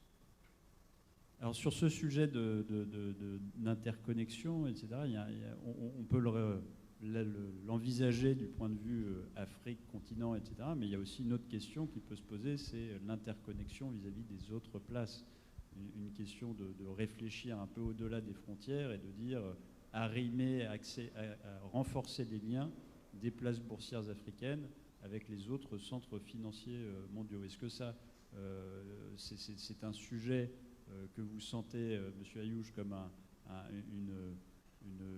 un point qu'il ne faudrait pas oublier, entre guillemets, dans la démarche d'intégration, de dire c'est important de renforcer cet aspect-là, mais il ne faudrait pas oublier les passerelles avec les autres centres financiers, parce que, y compris pour les places boursières africaines, il y a là un enjeu sans doute très important de développement et d'attraction des investisseurs. Alors, C'est un sujet, nous, sur lequel... Alors, il faut savoir que nous travaillons, et ça fait partie de notre ADN. Dans la partie information, data, il n'y a plus aujourd'hui, du fait de l'intégration des marchés et de leur globalisation, il n'y a plus d'acteurs locaux ou régionaux. Quasiment plus. Il y a 4-5 grands acteurs mondiaux. Et typiquement, en tout cas en ce qui nous concerne, nous couvrons à peu près 220 marchés en termes de flux.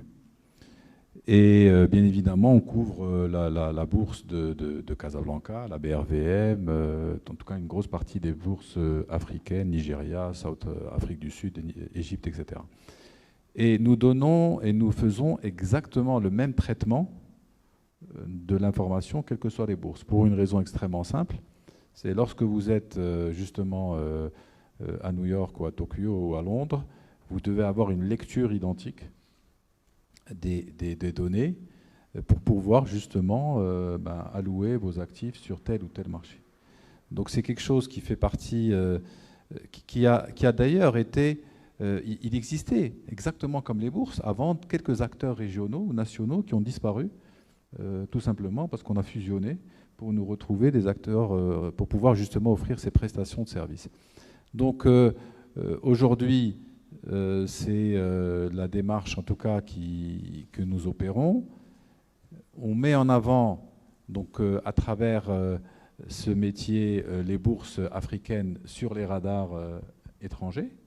Et nous avons d'ailleurs des accords qui sont formels avec les différentes bourses de la région, pour lesquelles d'ailleurs on est quelque part leurs clients, puisque en les mettant en avant, lorsque les gens se connectent à leur flux, on les rémunère en contrepartie.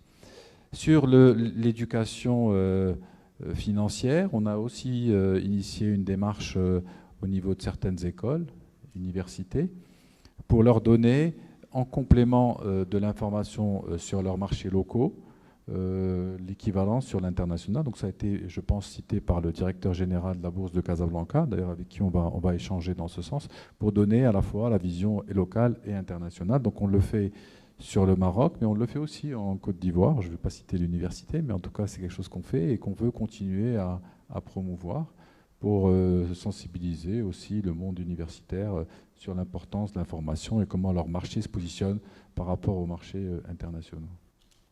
Laurent, sur cette question de renforcer l'interconnexion avec les autres centres financiers, y compris pourquoi pas sur le plan juridique, on parle de passeportage, on en réfléchit pour un modèle intra-africain, mais pourquoi pas aussi l'ouvrir à d'autres places financières. Après tout, pourquoi se limiter dans la réflexion? Est-ce que c'est quelque chose qui devrait être creusé, alors peut-être pas de façon prioritaire, mais en parallèle, en se disant qu'il y a aussi un intérêt de ne pas négliger cette intégration qui doit, encore une fois, peut-être ne pas se faire que seulement du point de vue du continent, mais également de ses voisins proches. Oui, alors on a l'exemple de la double cotation Maroc Télécom, mais qui s'est pas faite, oui, mais bon. Donc il y a des réflexions, mais il y a quand même des freins. Je pense qu'il y a déjà tellement de choses à faire au niveau africain. Réfléchir aujourd'hui à arrimer davantage le continent africain à l'Europe ou aux Amériques, c'est un peu loin, ou à l'Asie. Je pense qu'aujourd'hui, le chantier est suffisamment vaste sur la connectivité des marchés africains. Réfléchir à ouvrir ça à l'Europe, ça me semble encore un peu, enfin l'Europe ou encore une fois les autres continents, ça me semble un peu lointain à ce stade. Je reviens un peu sur les questions régionalisation, modèle d'intégration. Certaines places semblent avoir une stratégie un peu de hub, de dire petit pays, entre guillemets, je ne citerai personne, mais de dire, voilà, je joue sur cette posture un peu de neutralité, comme le Luxembourg en Europe, quelque part, pour les fonds d'investissement. Est-ce que ça, ces stratégies, que je vais dire individualistes, mais sans vouloir être pas péjoratif, c'est un constat, est-ce qu'elles ne sont pas également de nature à nuire un peu à cet objectif d'intégration, certains pays pouvant légitimement vouloir tirer leur épingle du jeu en attirant les capitaux africains dans une stratégie délibérée de hub pour le continent? Non, je pense qu'en fait, la réponse, c'est un peu dans la question. Aujourd'hui, et comme ça a été évoqué, les sujets de fiscalité sont très sensibles.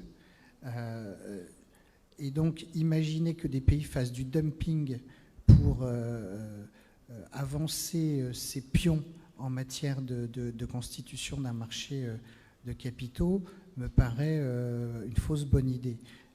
L'intégration régionale, en revanche, me semble une piste très intéressante.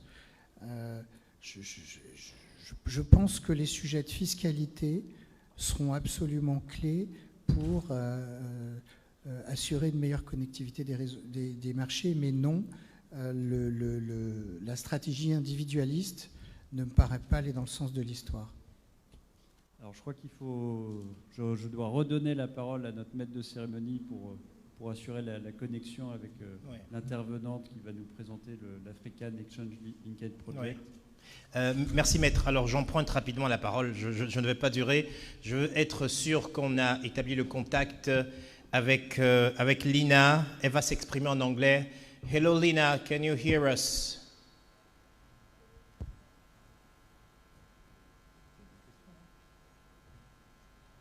Alors son intervention fait partie de votre panel, donc probablement on va regrouper les questions à la fin. Lina fait partie de votre panel, donc probablement on va regrouper les questions à la fin. Hello. Lina fait partie. Hello. Panel, donc probablement. So I don't know if you can see us, but we can see you on the big screen.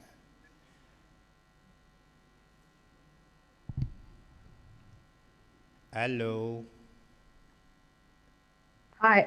Hello. I can hear you. Can you hear me? Yes, we can hear you. I just took the floor for the connection. Now you have Jean-Christophe de Vouge who will continue the conversation with you. Thank you. All right. Yeah, thank you very much. As you have heard and possibly read, my name is Lina Tonui, and I am the project manager for the African Exchanges Linkage Project, and I will be sharing with you about market integration and the process. Lina, sorry to interrupt you. We have some issue to hear you well. Maybe just to give an introduction, so you're here by distance to present us the African Leakage Project. Thanks. I'm sorry, I'm not able to hear you. So you've got an issue too. Do you hear me now? Can you hear me? Can you hear me? Yes. Yes, we do, but we are not sure you're hearing us. Hello. Hello. Alors là, tout à l'heure, si mon micro m'entendait, peut-être qu'il va falloir que... Allô? Lina? All right. So I will proceed sharing my screen. If you cannot hear us, it's going to be hard for us to proceed because we don't know when we would interrupt.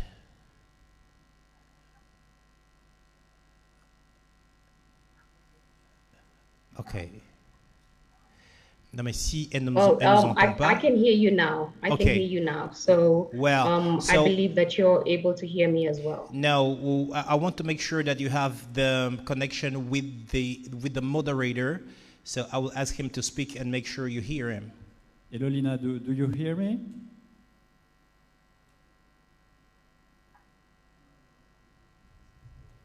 All right. I do hear you. Yes, I do. Okay, Lina, sorry, I just changed the microphone. Maybe you hear me now. Are you hearing us?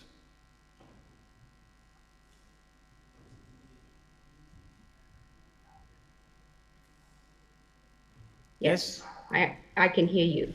Perfect. So thank you. Apologies for this little issue. Thank you for taking the time to speak about the African Exchange Linkage Project. So we were just speaking about the issue of integration of African capital markets. So we are very pleased to welcome you on board to discuss this important issue. and to hear more about such important project and topic, which I understand from discussion this morning is expected to start in the next coming months. So we are very happy to hear from you about this project, and I give you the floor right now.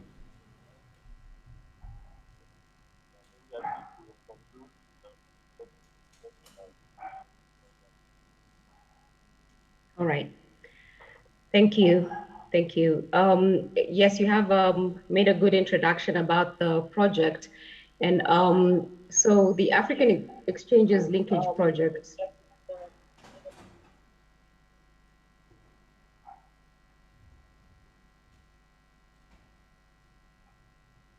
The African Exchanges Linkage Project has been going on since 2019, when you know, the project participants and the funders, African Development Bank and African Securities Exchanges Association, began the process of integrating 7 exchanges in its first phase. So based on the theme of the project, or rather the theme of this discussion today, you know, first, I'll discuss about the challenges that are facing African capital markets. I believe that there has been a lot of discussion around this that has already gone on during the forum. But what the African Exchanges Linkage Project, you know, identified as some of the issues that are currently going on is that there is insufficient liquidity that is associated with high cost of trading, increased cost of raising capital, and low returns in the African markets. And then there's a lack of diverse investor base, which is low income among retail investors and small scale private investors. So another issue that currently faces the African markets is limited investment products and securities offerings, and then there's investors seeking to diversify. You know, investors who are seeking to diversify their portfolios are forced to look outside their local markets. And then there's also, you know, the big item of discussion, even in this forum, is the regulatory blockages and lack of harmonization, which restricts, you know, cross-border investment and movement of capital, that limit the investors to their local markets and what is currently offered in those markets. So to mitigate these issues that have been raised, or rather that have been identified as you know, characteristic problems within the African capital markets, you know, we through the ASER and Africa Development Bank hope to through the ALP project, hope to, you know, work on a regional integration, which has the potential to help capital markets overcome these constraints. And so, you know, the best way of doing this is, you know, by developing domestic capital markets. You know, this can be done through a regional approach. As has been mentioned before, there are several different groups or other different regional integrations that are currently ongoing in the African capital markets. So we hope to, you know, do this through facilitating cross-border trading, the harmonization of market infrastructure, investor education, and removing constraints on capital transactions and movement across the continent.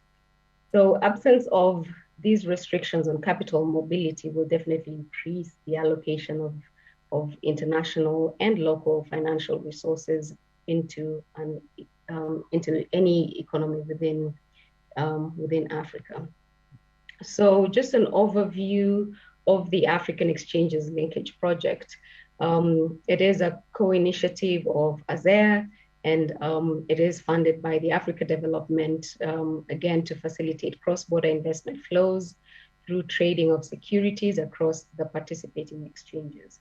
And again, the objectives are to boost Pan-African investment flows, to enable seamless trading of securities on the participating African exchanges, and then to facilitate access to and our free flow of information on African capital markets to the investor community.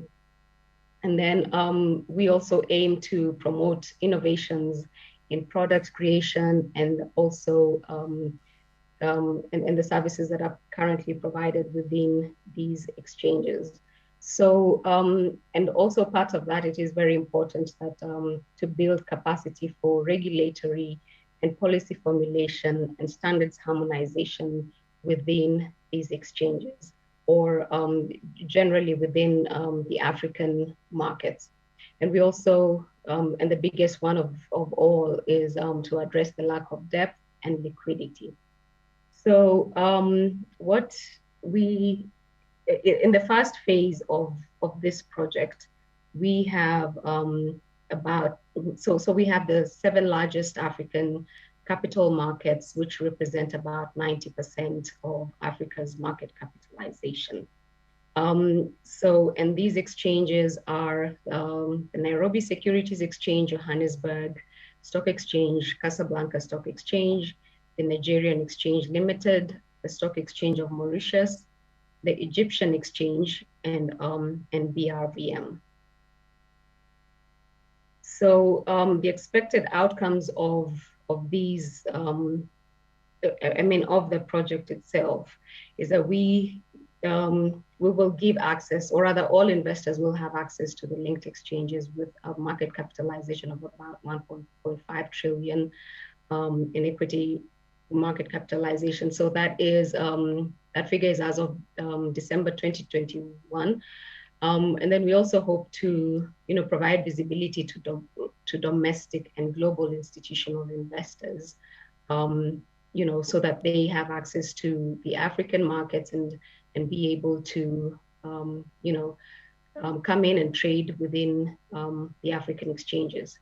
And we also provide, or we hope to provide a variety of, different products that are available in these markets. Whatever is available in the markets will be available to all the investors, mass equities, bonds, derivatives, ETFs, REITs, and others. And also we hope to be a one-stop shop to the most significant African capital markets, saving transactional and operational costs of trading, and in the long run, business expansion for the investor community through access to a larger market and improved liquidity.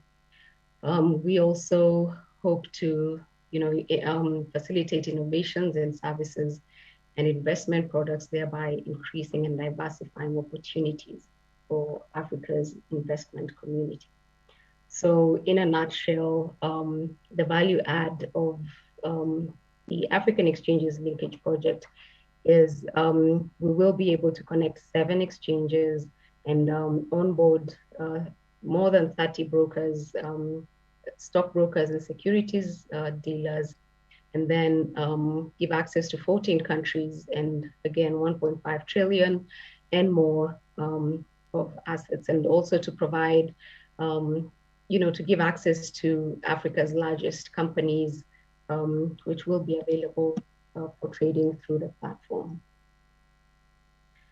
And so the progress that we have made so far in identifying the exchanges that participate in phase 1 is that there are a list of criteria that we have followed, or that was used to identify the brokers that will participate.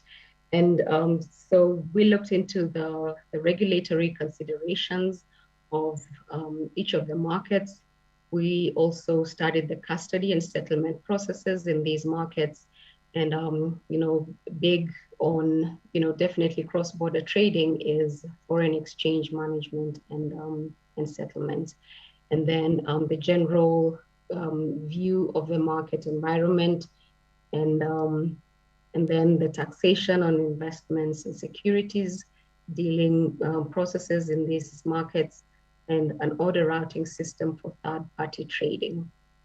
So this criteria was used to select the 7 exchanges, and each new exchange that will participate in the linkage project will undergo the same process of reviewing their market through this criteria. So back to the funding and partnership of the project. So the Korea Africa Economic Cooperation Trust Fund, through the Africa Development Bank, provided a grant of $980,000, and that budget funds the information technology, the infrastructure that will actually facilitate the cross-border trading. And then, so it also funds the capacity building, where stakeholder engagement, awareness raising, and onboarding of brokers and other stakeholders is facilitated through this project. And then also we have established the project management office, which facilitated a project manager and assistant, and then also will onboard an audit firm for the project itself.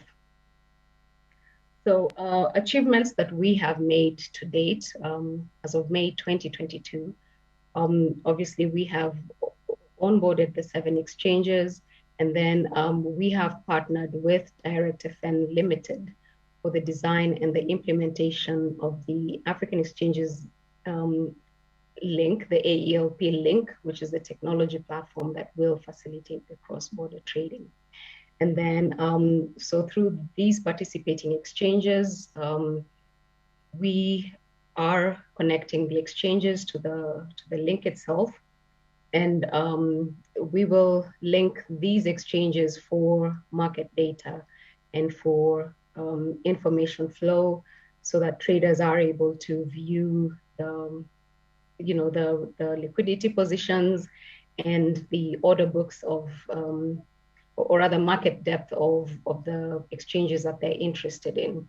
So far we have connected 5 exchanges successfully, and we're in the process of connecting two others.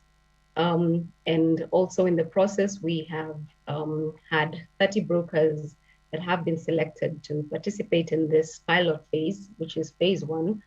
And engagement is ongoing. In this first phase, we'll have a total of 35 brokers. And then in future phases, we will expand to add to that number. And then we have also enabled some capacity building for financial industry regulators and operators.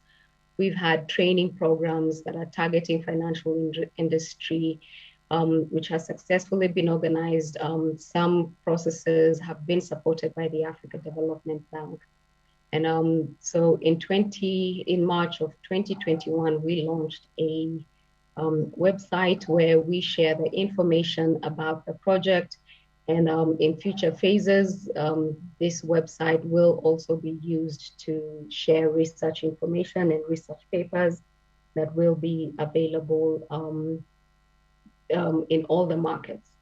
And so the whole idea to facilitate the trading of cross-border securities is that all investors and research analysts should be able to understand what is going on in each of the participating markets. And this information bit is very key for decision making, and also just for local investors and international investors. So through the AELP Legal Committee, we have identified some legal and regulatory milestones in each of these markets. And we are working through the exchanges to try and harmonize these processes, but first to identify the commonalities in the regulatory frameworks within these markets.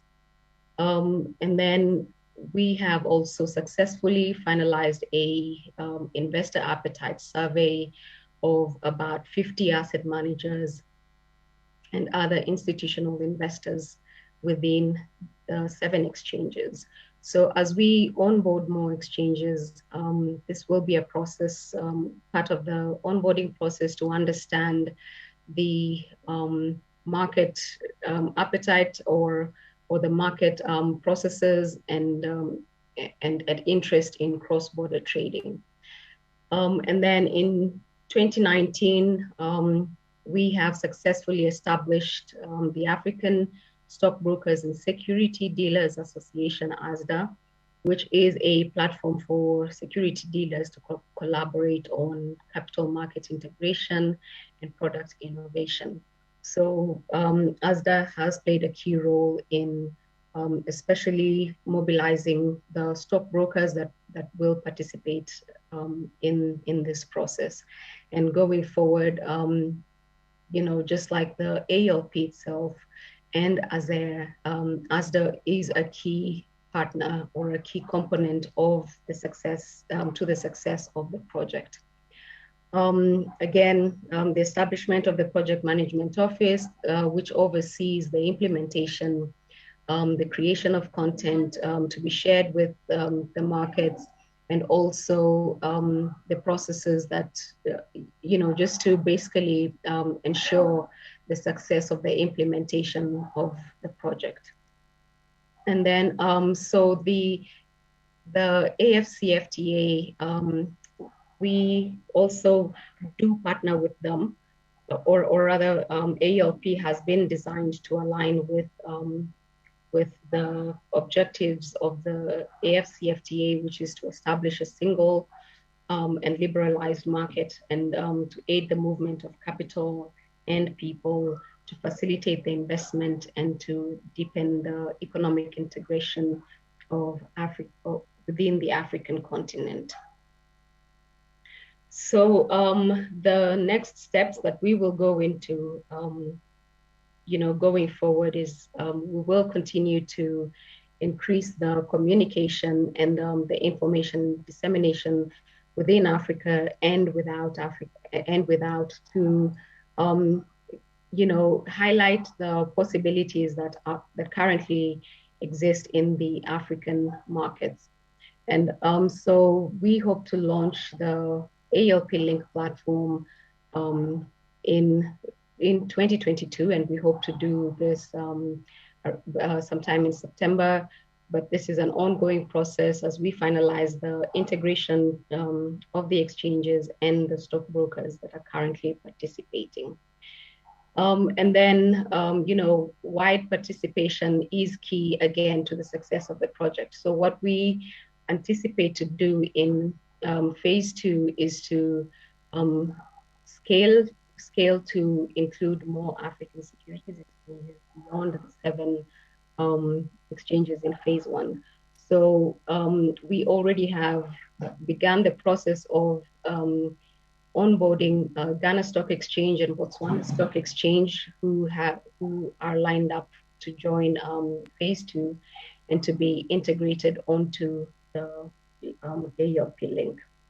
And again, we will begin the onboarding of additional brokers and securities dealers once this phase 1 has been, successful, with a successful launch, and that we are able to, ensure that the system and the process itself is actually up and running.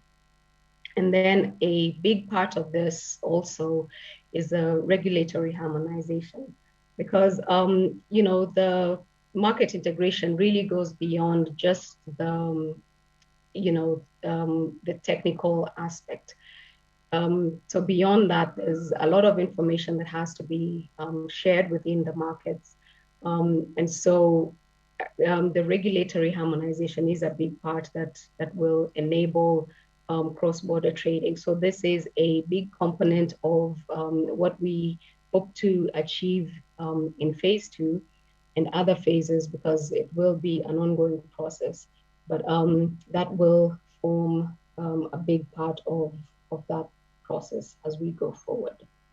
So thank you very much. So for more information, you can go to our website, or you're free to reach out to me with more questions. But then I believe that we will also be able to discuss further on this aspect. So I will hand over back to the regulator, to the moderator, and then we can proceed with questions and share further discussion. Thank you very much. Thank you very much, Lina, for this very interesting presentation, for highlighting the purpose and the achievements of such a very big milestone for the integration of African markets. So we will now start the session, the Q&A session with the audience right now. Maybe the discussion will take place here in French. So okay, I don't know. I'm having trouble hearing, so I'm not sure if any question has been directed to me now. No, sorry, I was just explaining what will be the next step here. So we are moving to the Q&A session, probably more in French, but we will let you know and reach out to you. In the event, we will have any specific question for you in English. So thank you again very much for taking the time to make such presentation. It was not so easy because of some constraint, but we hear you very well.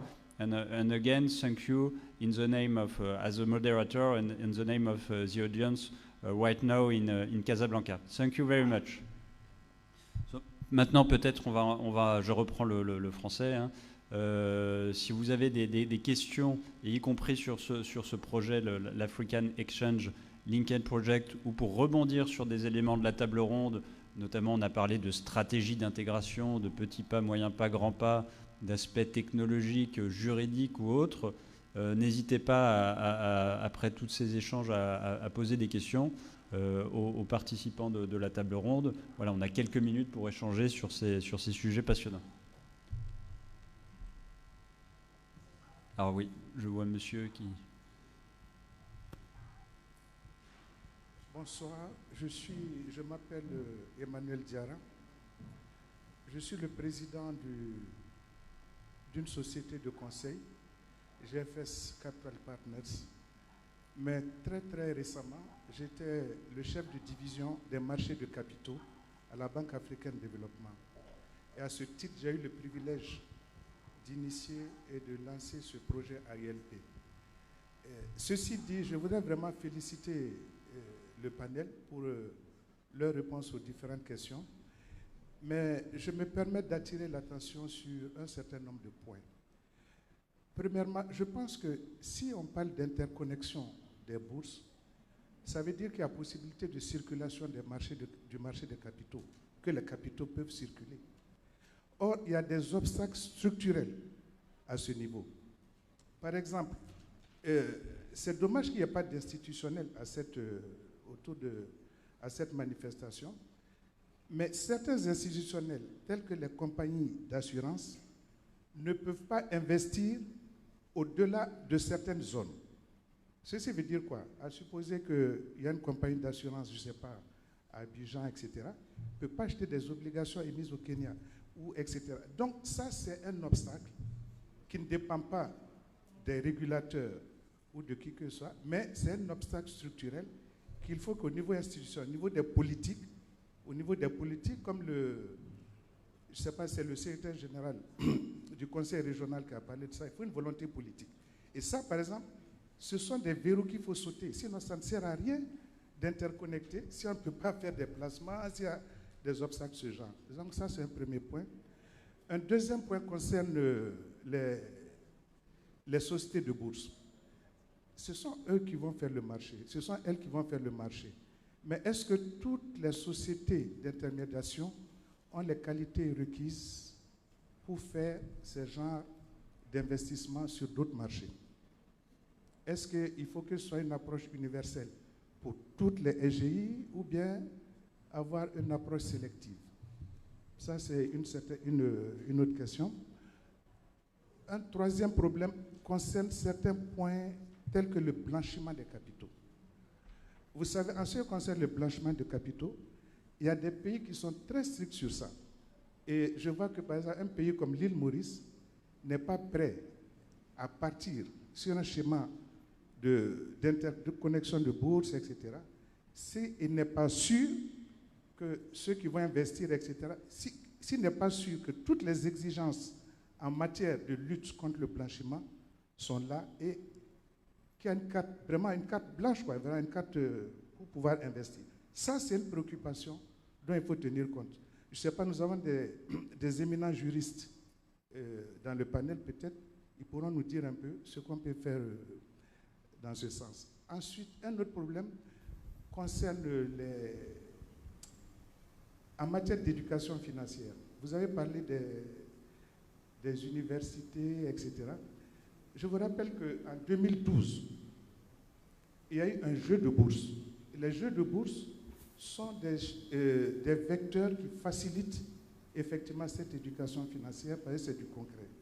En 2012, il y a eu un jeu de bourse entre des écoles du Maroc et des écoles de l'Afrique de l'Ouest, sous la supervision de Casablanca Finance City et puis de la BAD. Et en fait, ça a été très fructueux parce qu'en fin de journée, on a vu que de part et d'autre, chacun a pris sur le marché les uns des autres. Donc peut-être ces genres d'événements, ces genres de manifestations telles que les jeux de bourse en différentes places peuvent permettre aux uns aux autres d'apprendre plus sur les marchés des autres pays. Donc voilà un peu ce que je voulais dire. Je vous remercie et vous félicite. Merci beaucoup. Alors, beaucoup de questions, effectivement. Si je peux me permettre peut-être de regrouper les deux premières, j'ai envie de dire, si j'interprète un peu librement vos propos, les deux premières, elles ont trait à cette question de favoriser l'interconnexion. Mais si on va jusqu'au bout de la logique, c'est aussi une concurrence entre les acteurs et lever des mesures de protectionnisme, entre guillemets, quelque part. On limite aux acteurs locaux des investissements dans des zones délimitées. Si on va au bout de la logique, il faut lever ces barrières et donc assumer le risque de concurrence entre les acteurs qui viennent de différentes places. Est-ce que, voilà, sur ce sujet de ce chantier, qui est quelque part un prérequis pour une volonté d'intégration, est-ce que l'un de vous trois veut prendre la parole pour dire effectivement de ne pas oublier cet élément, parce que sinon, encore une fois, on déclame l'intégration, mais dans la réalité des faits, elle ne suit pas réellement. Non, je crois que tout a été dit, vous avez parfaitement raison. Simplement, un petit point, l'île Maurice fait beaucoup de progrès. Et justement, cette perspective d'interconnectivité, cette perspective d'intégration tire quand même les législations vers le haut, parce que les États se préparent quand même. Moi, je vois l'île Maurice il y a 10 ans et aujourd'hui, en termes de compliance, ça n'a plus rien à voir. Effectivement, sur le sujet lutte anti-blanchiment de capitaux, c'est vrai, sauf si vous avez peut-être le régulateur, est-ce que ça fait partie des éléments sur le radar et des discussions en lien avec ces questions d'interconnexion, de dire oui, encore faut-il qu'il y ait un régime harmonisé, sans doute, sur cette question importante de compliance aujourd'hui qui prend une importance majeure. Et donc, effectivement, vous avez raison d'attirer notre attention. Monsieur, merci sur ce sujet qui doit être une préoccupation, j'imagine, des régulateurs, effectivement. Effectivement, c'est une préoccupation importante.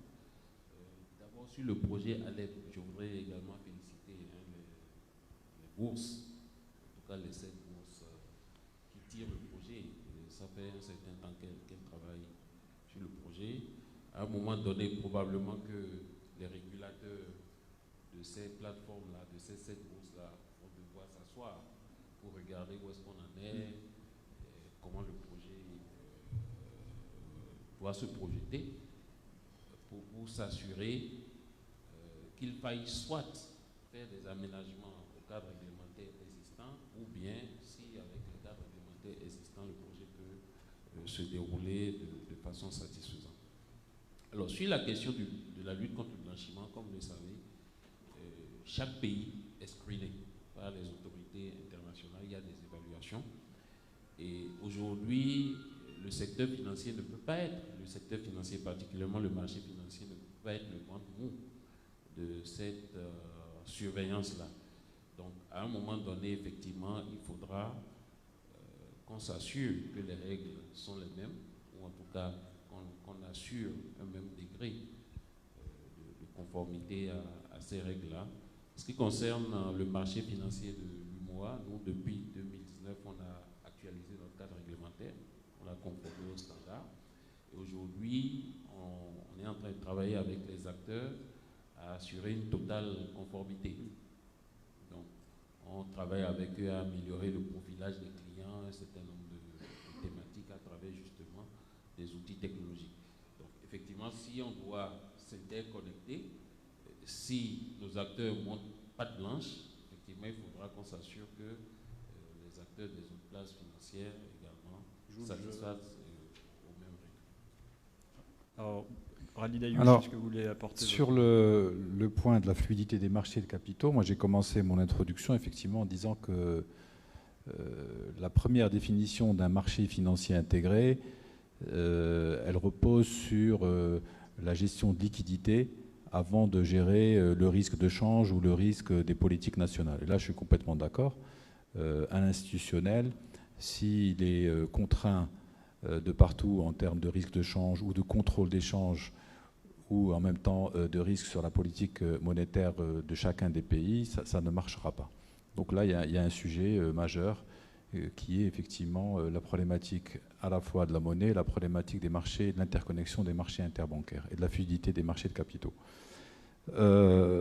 Sur le blanchiment de capitaux, il y a des normes. Moi, je vois aujourd'hui, en tout cas, même au niveau du Maroc, il y a les normes GAFI. Les banques sont très sensibles sur le sujet. Il n'y a pas uniquement le blanchiment de capitaux, il y a aussi la gestion des sanctions. Et je crois qu'aujourd'hui, c'est un sujet qui est quand même extrêmement à l'ordre du jour avec ce qui se passe avec la guerre en Ukraine. Et nous, en tant que fournisseurs de données, et justement proche des réglementations, c'est un sujet qui est extrêmement sensible. Je vous donne un exemple très simple. Vous sanctionnez le titre, un oligarque qui est proche du titre Gazprom. Vous devez faire le lien avec tous les dérivés associés au titre Gazprom, toutes les obligations liées au titre Gazprom, et vous allez bien évidemment diffuser ces listes auprès de l'ensemble des institutionnels globaux pour qu'ils ne puissent pas être en lien avec ce titre, parce que demain, vous pourrez être sanctionné simplement par le système américain. Il en est de même aussi pour les personnes politiquement exposées. C'est un sujet qui devient majeur, et ça rejoint la discussion dont j'ai parlé tout à l'heure, c'est que les marchés africains ne peuvent pas vivre en lieu isolé, et qu'ils sont obligés à un moment ou à un autre de faire le lien entre les différents marchés. Ça, c'est un sujet qui est quand même aujourd'hui majeur. Merci. Est-ce que d'autres questions, peut-être? Alors, il y a 2 bras qui sont levés. On va faire toutes les questions ou réactions. Bon, alors merci. Je voudrais féliciter les panélistes pour cette analyse de la question, de l'intégration, de la connexion entre les bourses. Et je voudrais juste apporter quelques points de précision. Nous sommes à la fois dans une réflexion et dans une démarche évolutive. Effectivement, au départ, on était parti avec l'idée d'une bourse unique, d'une bourse fusionnée. Mais on a tout de suite perçu les difficultés d'y arriver, notamment les questions de souveraineté des États, les questions de localisation de cette bourse-là, même si ce n'est pas un enjeu, mais également les questions monétaires. Donc on ne parle plus de ça.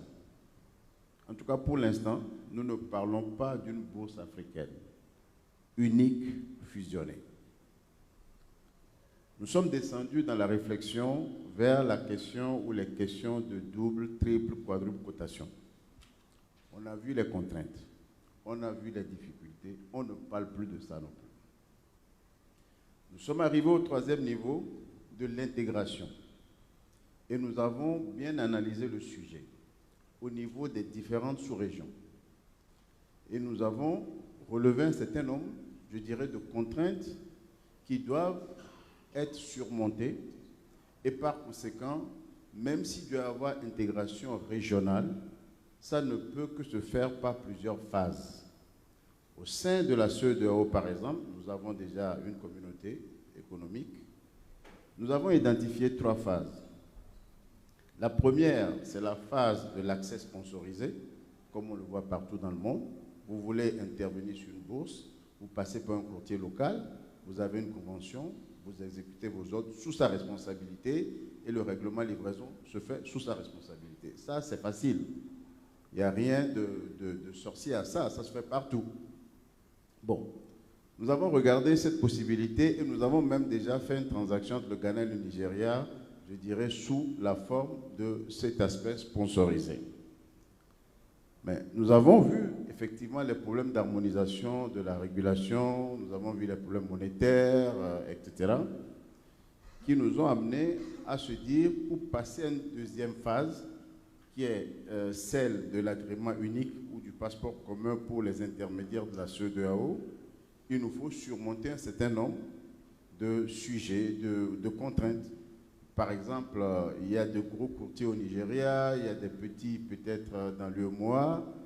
Il va falloir fixer un certain niveau de capital minimum pour avoir l'agrément unique. Il faut avoir une certaine expertise. Il y a tellement de points qui font que nous n'en sommes pas encore là.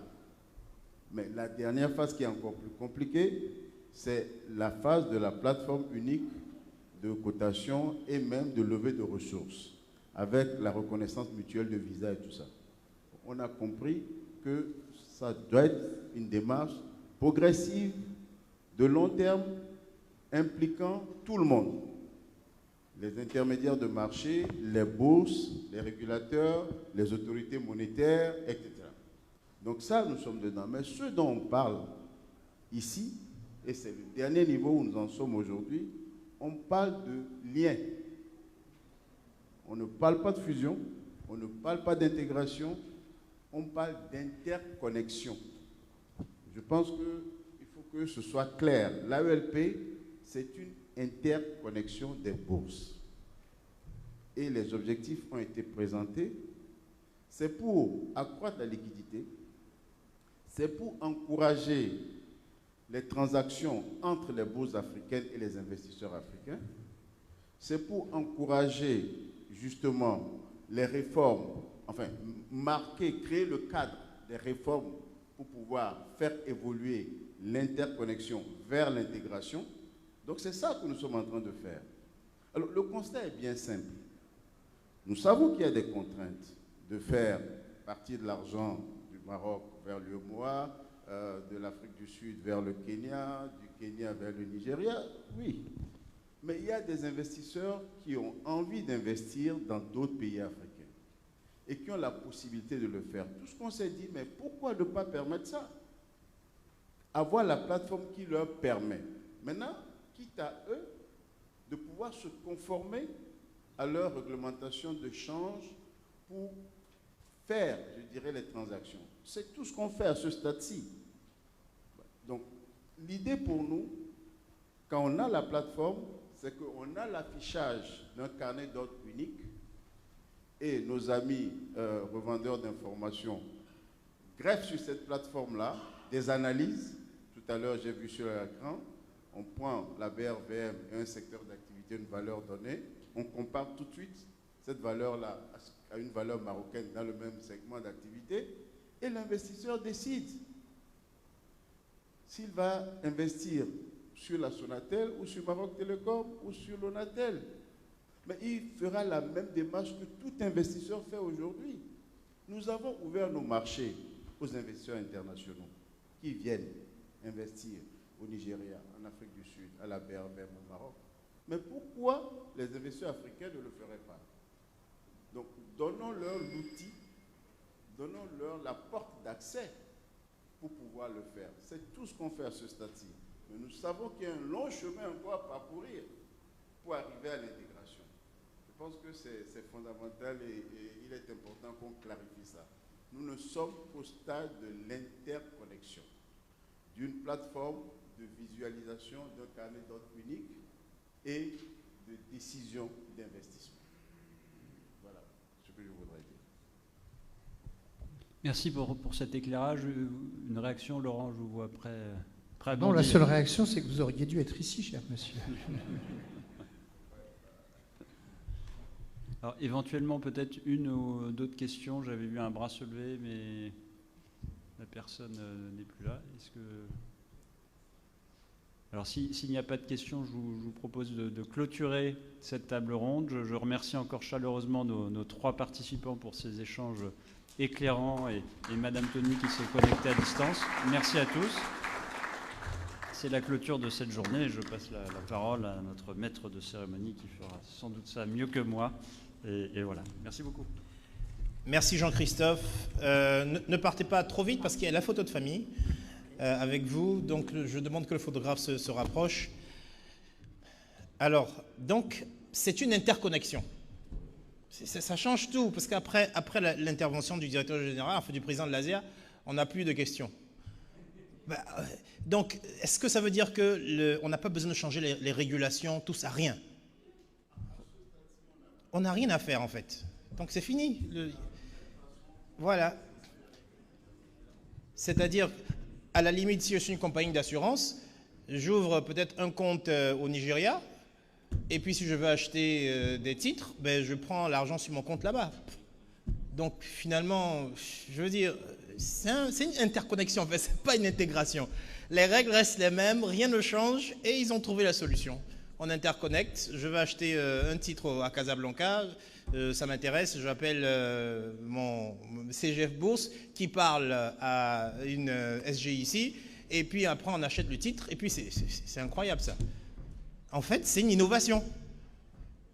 C'est-à-dire qu'il y a tellement de barrières, maintenant on dit ok, on laisse les barrières, nous on innove, on va directement, et peut-être que ça va créer l'effet d'entraînement pour arriver à l'intégration.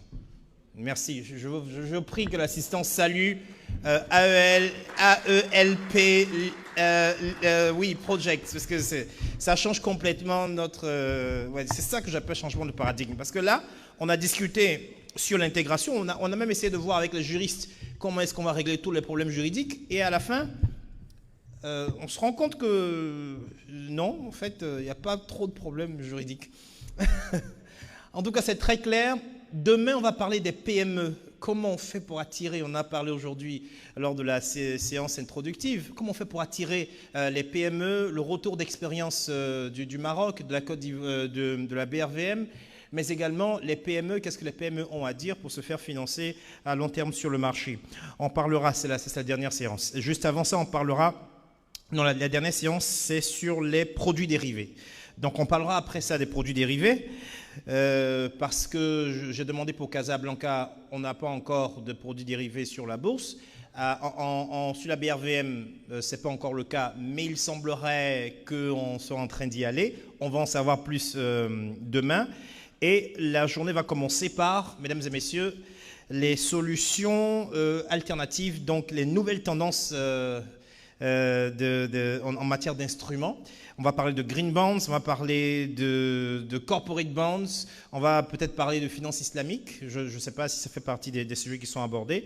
Donc on va découvrir tout ça demain. Donc très belle journée qui nous attend.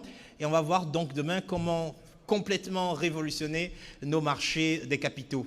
Mesdames, messieurs, merci, très bonne soirée et à demain, 9h.